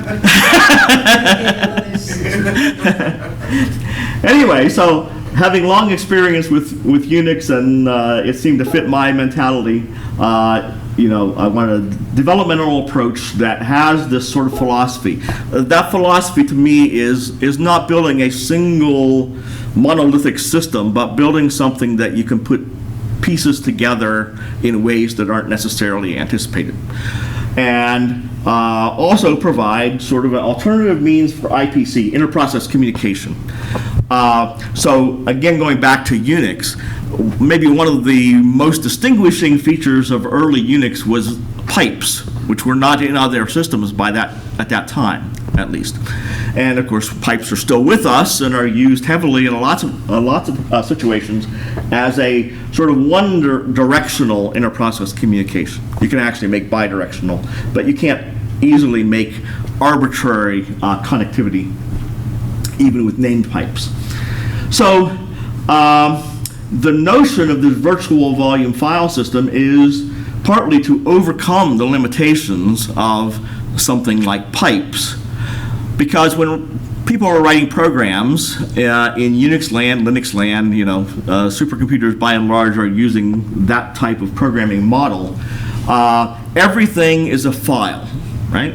So the notion of the virtual volume file system is to provide a file equivalent interface. So for example, some of the things you can't do with pipes is once you close it, it's closed. You can't reopen it and connect it to a different piece of data and so on. It's a one-directional thing. You can't pass multiple data through it unless it's somehow sequentialized like a tar stream or something like that. So we want the flexibility that you would have by storing data on files, but if I physically back up here for a second, thinking of this sort of data and arbitrary cut planes through volumes, there are unlimited number, potentially, of directions and views that I could have at different scalings and so on. Maybe not infinite, but we wouldn't want to pre-store all the different views that you could possibly have. We want to build these on the fly. So that's a key aspect of the virtual volume file system approach, to be able to construct files or the equivalent of files on the fly that represent any viewpoint that you would like to have in the data, any scaling, any different orientation of cut plane, and possible processing that you can do. Another aspect from our experience, and I'm deviating from what the slides already say here, but another aspect of our experience has been that the file system handling and the data traffic is often much slower than the actual computations that you're doing. So part of the notion is that every time you access the data, it's an opportunity to do computation on the fly as the data is passing through.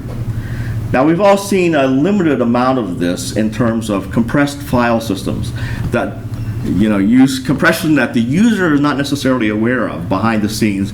You fetch a file that is really stored in compressed form on disk, and the system invokes the decompressor and gives you back the data without you ever having to specify that explicitly. So there's a notion of that sort of on-the-fly processing here, but the difference is, whereas a compressed file system is trying to give you back exactly the same data as you stored, here we're trying to produce novel renditions of the data that no one has ever seen before. Even though you've gone through the data, you've not looked at it in this particular orientation or whatever.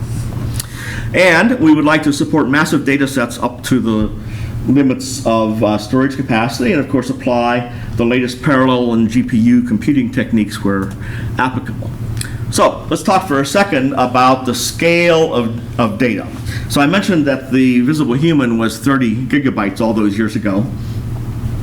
And after that was over, I met up with a number of people who are working in this area called connectomics. And there's sort of a definition up there, but it's basically the study of long-range connectivity. You would like to have the full connectivity of, let's say, the human brain, for example. Not necessarily at the level that Tom and Rosita were talking about, but getting down into that range. So there are three levels that people talk about this word connectomics. There are the people who do diffusion tensor imaging tractography, and they can see the white matter, but they cannot see any of the stuff that Tom was talking about in particular, that is in the gray matter, sort of the computer equivalent of the transistors. You're seeing the long-range color-coded wires here, but you're not seeing the actual place where the computation takes place. But that does have the advantage, one, that a human can survive the procedure. If you go and have an MRI, you can survive that procedure, right? But the data density is fairly low. So roughly 10 megabytes will give you the entire human brain at the resolution of MRI. But you can't see even the gray matter cells, let alone synaptic junctions. So going over to the middle, which is optical microscopy using special staining developed in Lichtman's lab at Harvard that they cleverly called Brainbow. This is a technique that stains individual neurons a random color, but it propagates throughout the entire path of the neuron. So you get this, again, color-coded cable sort of appearance, and you can trace things. But given the optical limitations of the wavelength of light, you cannot see the individual synaptic junctions, let alone, again, the components that Tom was talking about.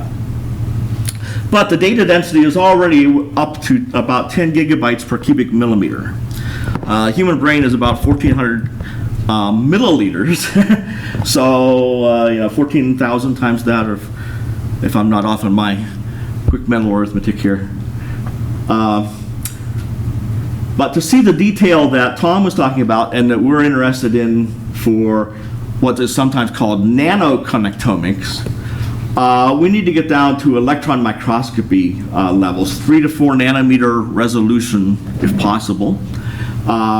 Most of these electron microscopy things are captured through physical sectioning so that we can't get that resolution in the one direction, but at least within plane we can do it. But the data densities you see there are a petabyte per cubic millimeter, roughly.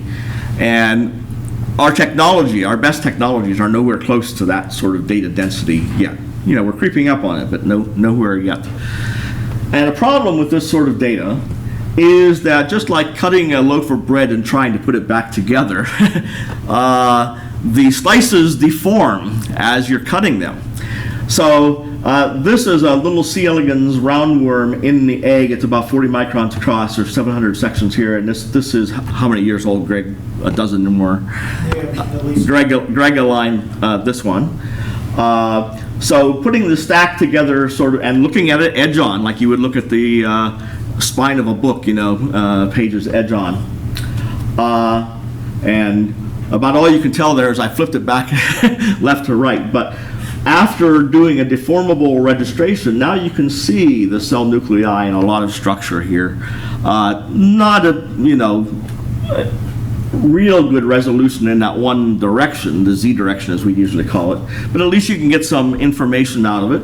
And just to set your scale, your visual scale bar, those things around the upper part there off the edge are E. coli bacteria.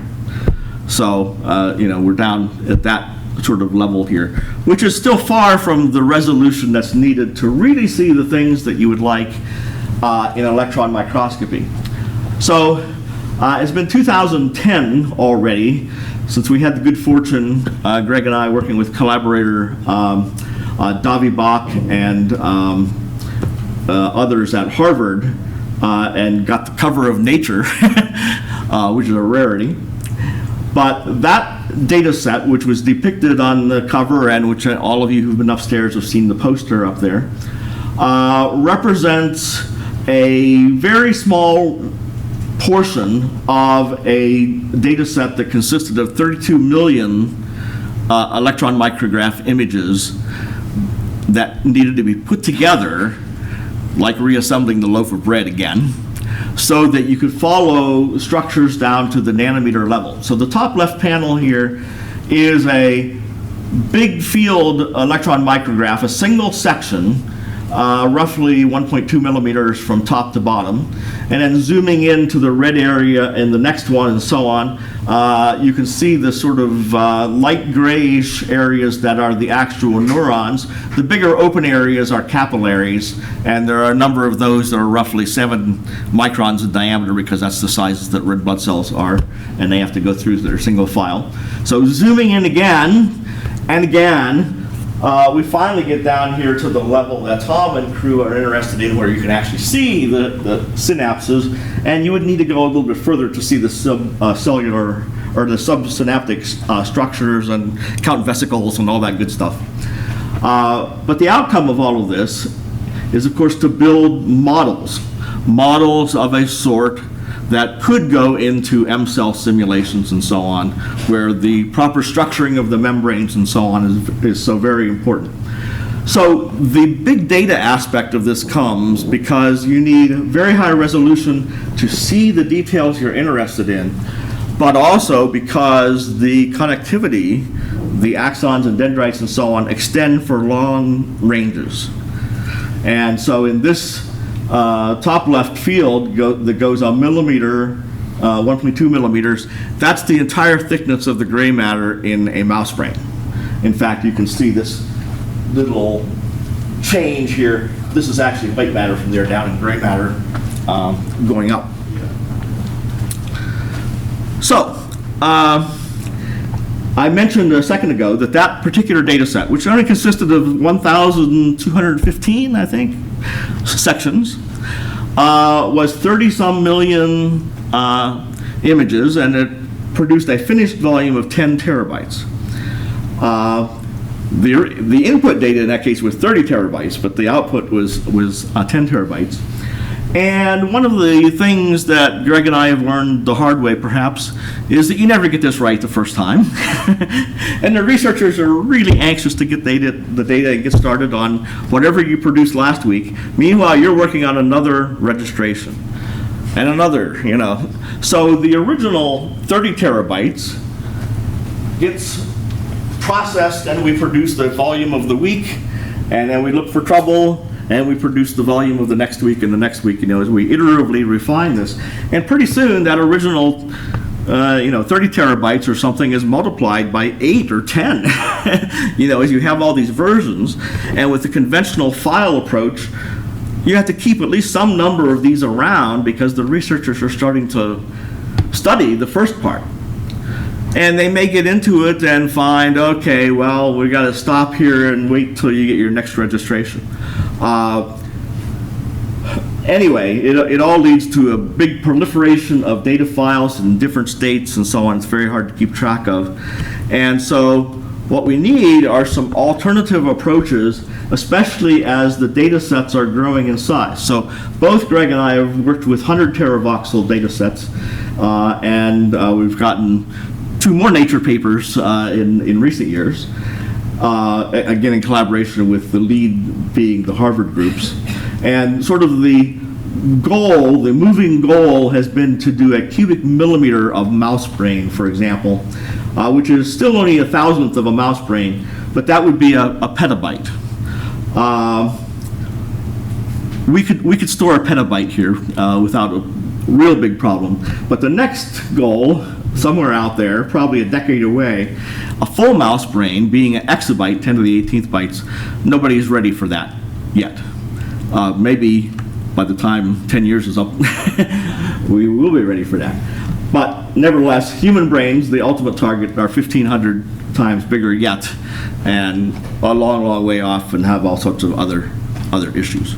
But anyway, the notion of this virtual file system is to be the logical equivalent of conventional file systems in terms of delivering data, but to do it in a different and more dynamic way without incurring the penalty of having all of these multiple renditions of files actually taking up space. Because at least for our area of work in this registration of electron microscopy, the mapping information that tells us how we're deforming these images is much more compact, or at least can be much more compact than the images themselves. Maybe 1% of the size, something like that. So it's very much like a texture mapping problem in computer graphics or computer gaming. If you're going through a computer game, you are also producing novel views that probably nobody has ever seen exactly before as you go through the castle or whatever it is. But you are taking the texture maps that make up the game and dynamically rendering them according to your field of view. That's the notion of what I'm trying to do with this virtual volume file system. Another aspect is that traditional file systems present really a one-dimensional linear view of the data. At least that's the way it's stored. Of course, we know that we can produce 2 and 3D arrays out of that. But the access patterns of 2 and 3-dimensional data dictate that we can go towards more efficient ways of storing the data. So that's another important part of this virtual volume file system, to be able to deliver multiple dimensional data and process it, and to do so using a file system approach which is convenient for individual users to use and develop without having to develop in-kernel drivers for file systems, which in-kernel drivers are very hard to develop, need a lot of testing, and if you're debugging and have to reboot the system every time, that's just too cumbersome. So this thing called Fuse, which has been part of Linux for the last dozen years or so, File System in User Space is what that stands for, is a mechanism that provides a kernel component that does the Fuse part. We don't have to write that again. But on the user space side, that's where any little program that you would write, or big program for that matter, that you would run on a computer is not part of the kernel. It's part of the user space that is protected between each of us as users. So the Fuse system provides a way to connect these things together and pass data. And so there's some overhead in passing data, but it's not severe. We can get about 3 gigabytes per second through this Fuse path.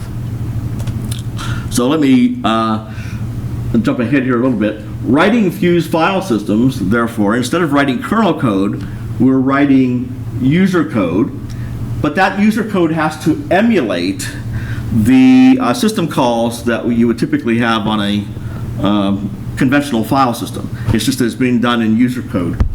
And although there are like 35 of these operations that have various I/O controls and things that are rarely used, the most essential operations, being able to open a file, close a file, get statistics on a file, read, write, and seek, those ones will give you 99% of what you need to have a functional file system.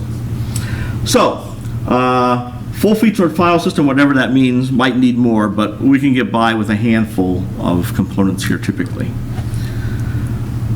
So the notion then is to take a lot of the work that Greg and I in particular do to render registered data, for example, and move that into the orange box there that I've labeled VVFS, the virtual volume file system.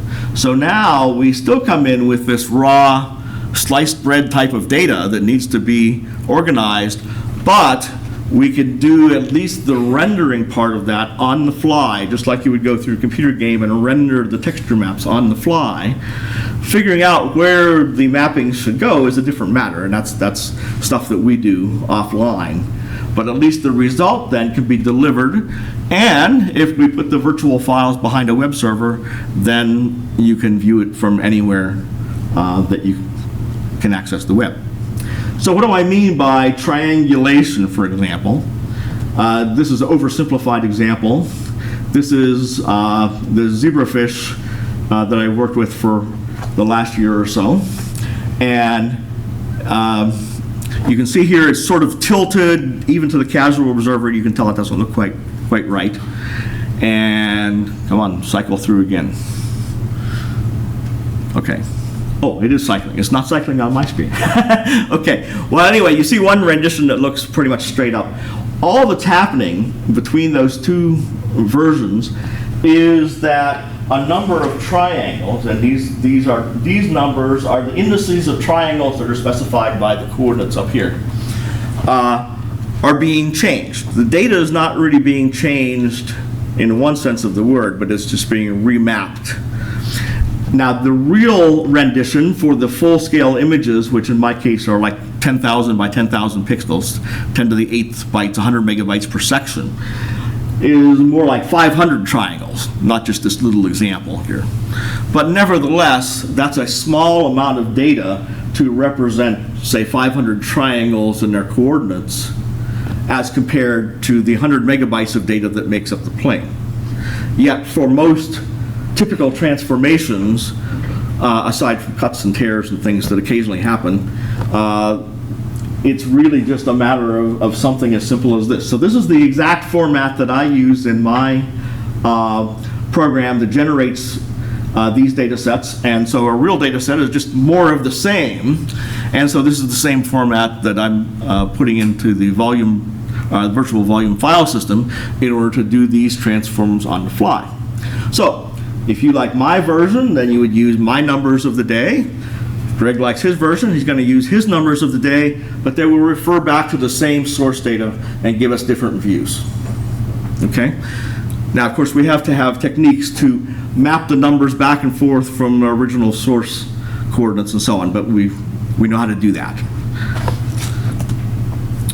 So, here's a little play type VBFS session, which I don't expect you to follow in detail. But it consists of a couple of steps. One is that you, as the user, mount the virtual file system, which contains your data and the coordinate mappings that you want. And at the top in this, I'm just making an empty directory, which is the mount point. And if you followed it in detail, you would see that it's initially empty. And then when I've mounted the file system and I do a ls command to list the contents, a whole bunch of files appear. Now, those files aren't really there. They are the virtual files. They only appear once I ask for the data for a particular file.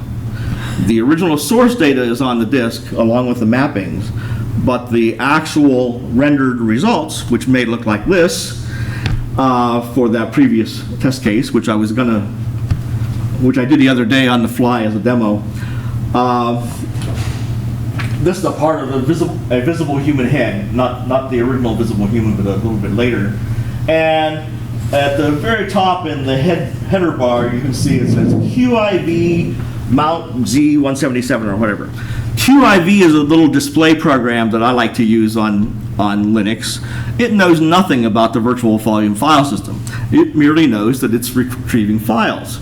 So in this case, I'm pointing it at the virtual files, and by pointing at different files, I get different views of the data in exactly the same way as we did with the Volume Browser years ago in a dedicated way. Okay?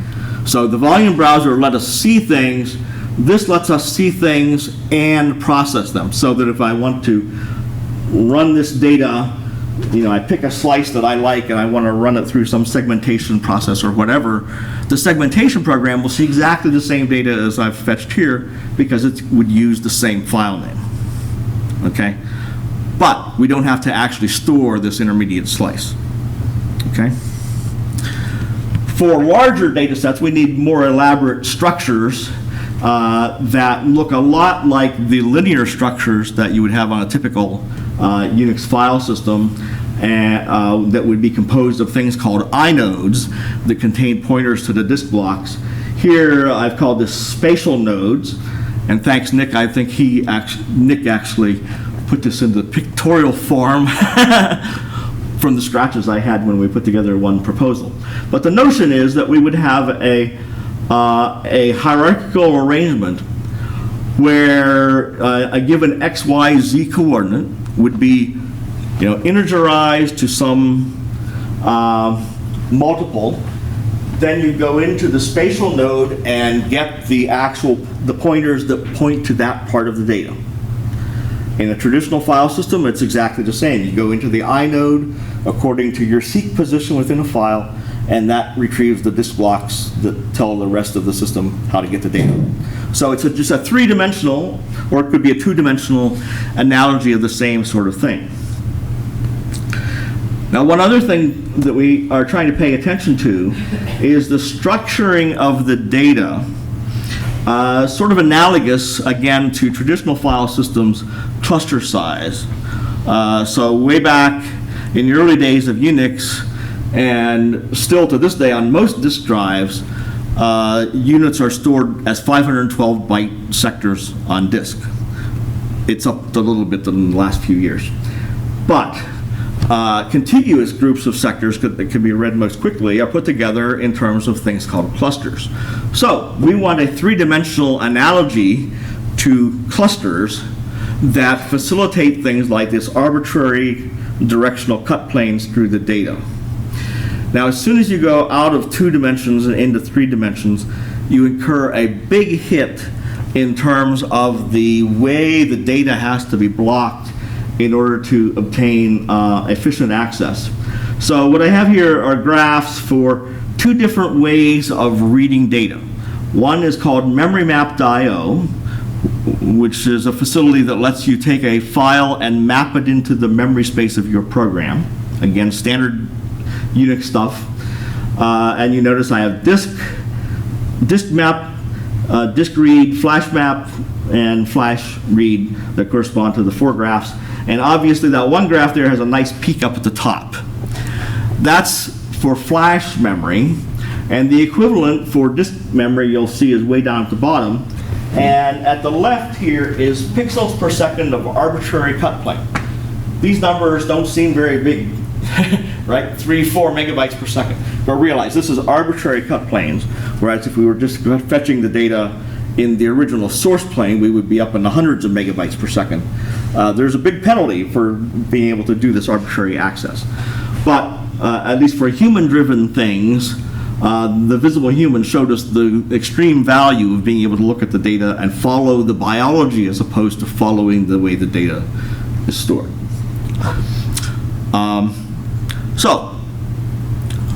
Flash memory is a really critical factor here. And another factor that helps out that I didn't show in there is to be able to compress the data in a losslessly compressed fashion. But it's a trick to be able to arrange the data so that you can independently decompress small chunks of data at a time rather than having to decompress. So if you think about compressing a file with gzip or something like that, there's no way to go out to the 10 millionth byte and get that without having read everything up to that point. So we have to arrange the data in certain ways to account for that. And in the longer range, we're looking for sort of an architecture that allows us to have users write their own application-specific codes using either CPU, GPU, or whatever level of parallelism they would like, but access files that go through the VBFS and fuse mechanism. So thanks to all those who've helped, and thanks to the various data suppliers, and especially to the NSF for the Virtual Volume File System Award that promotes the technical part of the work, and to the P41, which is more the biology side of the work. Thank you.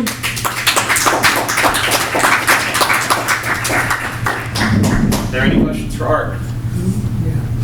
But it seems to me the mapping is the key thing. Absolutely. Yep. I don't understand how you generalize it.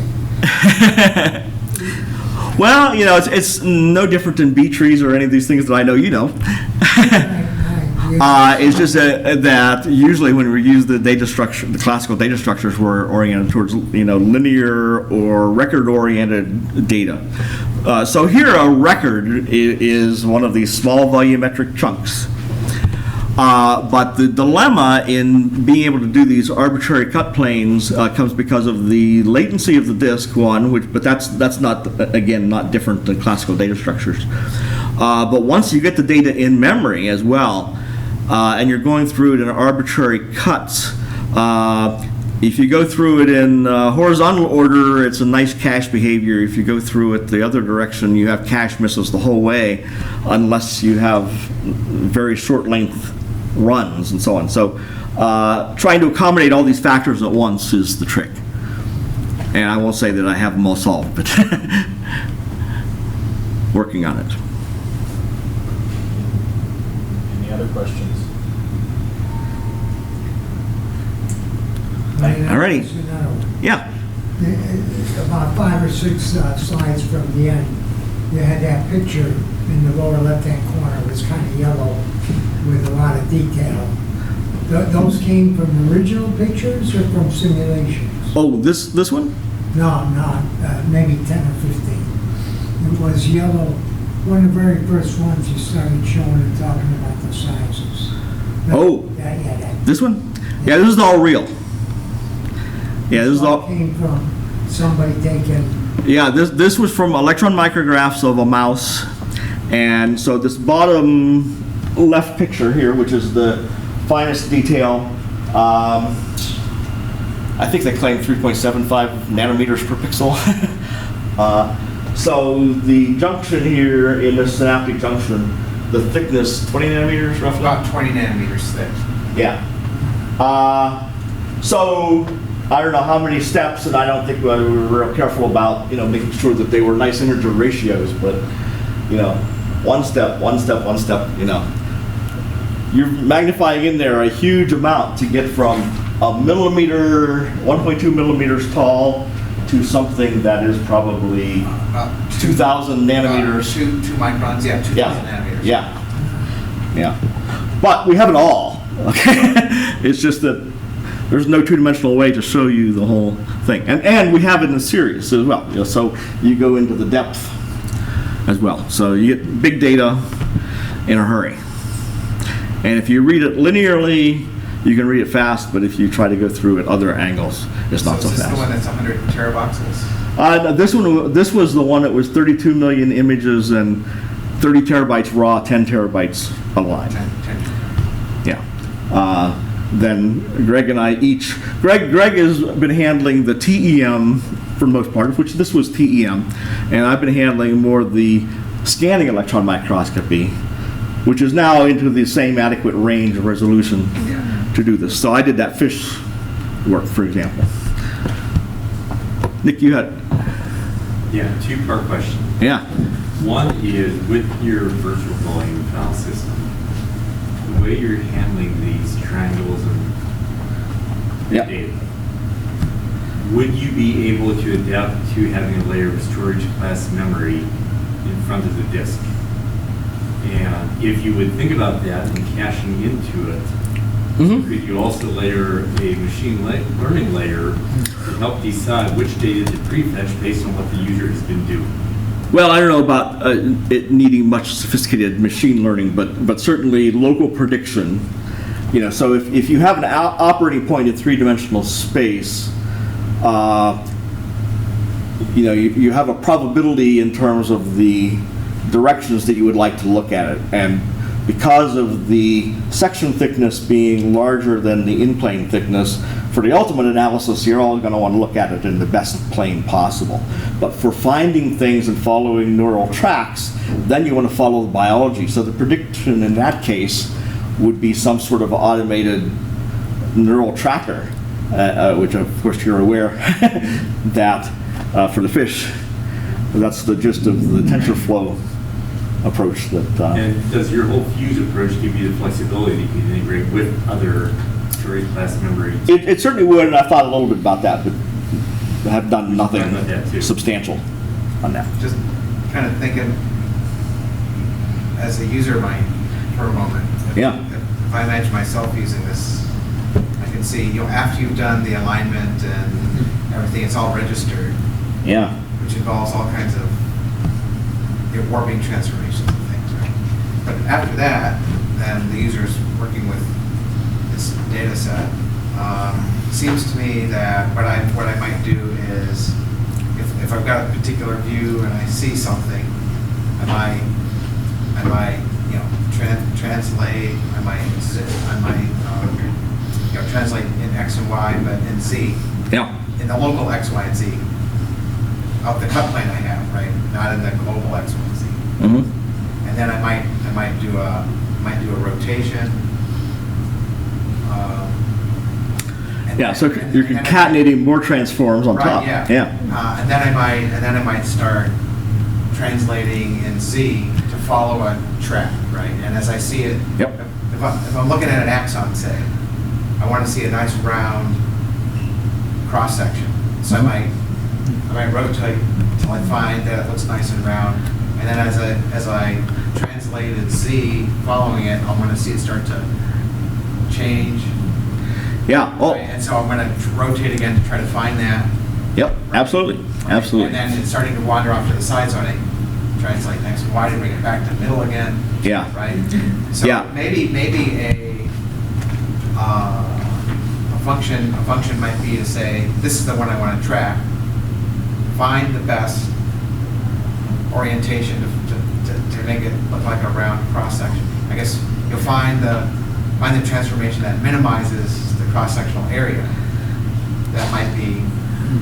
Yeah. I'm not sure. Well, okay. The roundest one. So, I having worked with the fish here so much, and unfortunately the resolution is not sufficient in this view to show you exactly what you're talking about. Yeah. Whether it is preparation artifact or not, you look at a given area of, especially the longer axons, and they are in fact not nice and round. They're nice and round on the average, but there's a lot of sort of plastic tubing type of scrunch. Yeah. But there'll be some plane of section where it's got the minimum cross section. Yeah. At that. Yeah, so we have a very biased sample here, in that the major myelinated neurons, which if you look at the one poster upstairs, the Harvard team thinks that they have, in this case, traced all of the myelinated neurons in the whole fish brain. It consists of roughly 4 million points, and each of those is labeled. Now, because of the issue that you pointed out, that these are not yet machine segmentable, these were all manual mouse clicks going through the data set. And of course, they were anxious, and so they got onto this before the alignment was really ready. This would have been great if we'd had this already. But they have the markups, the clicks that they made in a preliminary registration. So, detouring a little bit around your question, but we had to map those back then based on the triangles that they were in the barycenter mapping and all that, back to the original data, and then remap those in the forward direction. After you finish the alignment. Yes. And then once you're in the proper alignment here, then the other things that you talked about are simple transformations in terms of tilts. Right. And, just all affine and all of that. Yeah, right. Yeah, so you don't have to worry about it. Yeah. And the triangulation here is affine within triangle, but by building up lots of triangles, you can approximate, of course, any deformation up to the point of the tears and that sort of thing, which is still a pain. Right. Yeah. So there you have to subdivide triangles and do things that we know how to do, but they aren't actually done yet. Yeah. I haven't understood how much of this is interactive and how much of this is decided ahead of time. So if I look at these numbers here, Yeah. The top set of buttons is of numbers is sort of fixed, right? Well, yes and no. It is fixed in the sense that there's some data there that's recorded when you read the data, but I didn't discuss the idea of a writable control path that can come in here and override these numbers on the fly. So, because I don't have it yet, a little widget, a little graphical widget that you can point to and you say, oh, okay, well, this point is in the wrong place. I'd like to just drag it over and change these numbers. And maybe that changes just for me, or if it passes some curation test, then we could pass it on to the community and say, oh yes, that was a better or more proper result. But what I'm trying to understand is, you're looking at this and you don't like the orientation and you want to change it a little bit. I mean, can you You have to go back and go through. Well, yeah, if you just don't like the overall orientation a little bit, let's say, then that would be another global affine on top to rotate it or something. Okay. But I don't know if I can stop this. So here we have the nice, well, there's the original orientation pretty much. But when it comes to this nice alignment, we worked a long time to get that alignment. And I could do it partly based on symmetry, but there are, just as each of us, if you did a mirror image of your face, we don't look right anymore because we're not exactly symmetric. There are substantial asymmetries in this particular fish. Okay. That I think are individual to that fish. Okay. That make the symmetry match not as accurate as you would like. And so the ultimate, and since we were most interested in the brain, ultimately what I did was I made a path down through the middle of the brain. It takes about 8 minutes to run through the whole series if you're just zoomed in. And I did that like 10 times and took the average of that as the midline path because I could see things that the symmetry wasn't showing. And then everybody agreed that's a great alignment. Let it go at that. So in that 8 minutes, what are you doing? I'm steering the mouse dynamically to, obviously I can't stop. These are frames, 16,000 frames in 8 minutes, they're going by video rate. Yeah. So you're just getting the average position and then come back and post-average those and sort of realign along that path. And it then, the machine alignment brings that all into consistency. Okay, so you don't have to re-enter any of these numbers, you're just moving the mouse. Yeah, but those in effect then change Right. these numbers. I understand that, Yeah. but it's all coded. Yeah. Okay. Yeah. Yeah, I don't want to mislead you that the registration actually used this, it used what I'm telling you, but we actually changed the numbers in that case, as opposed to changing them on the fly with the file system.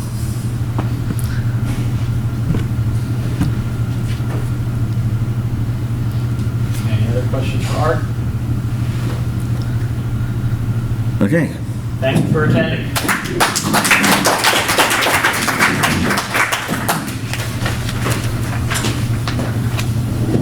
How are you, Tom? Good.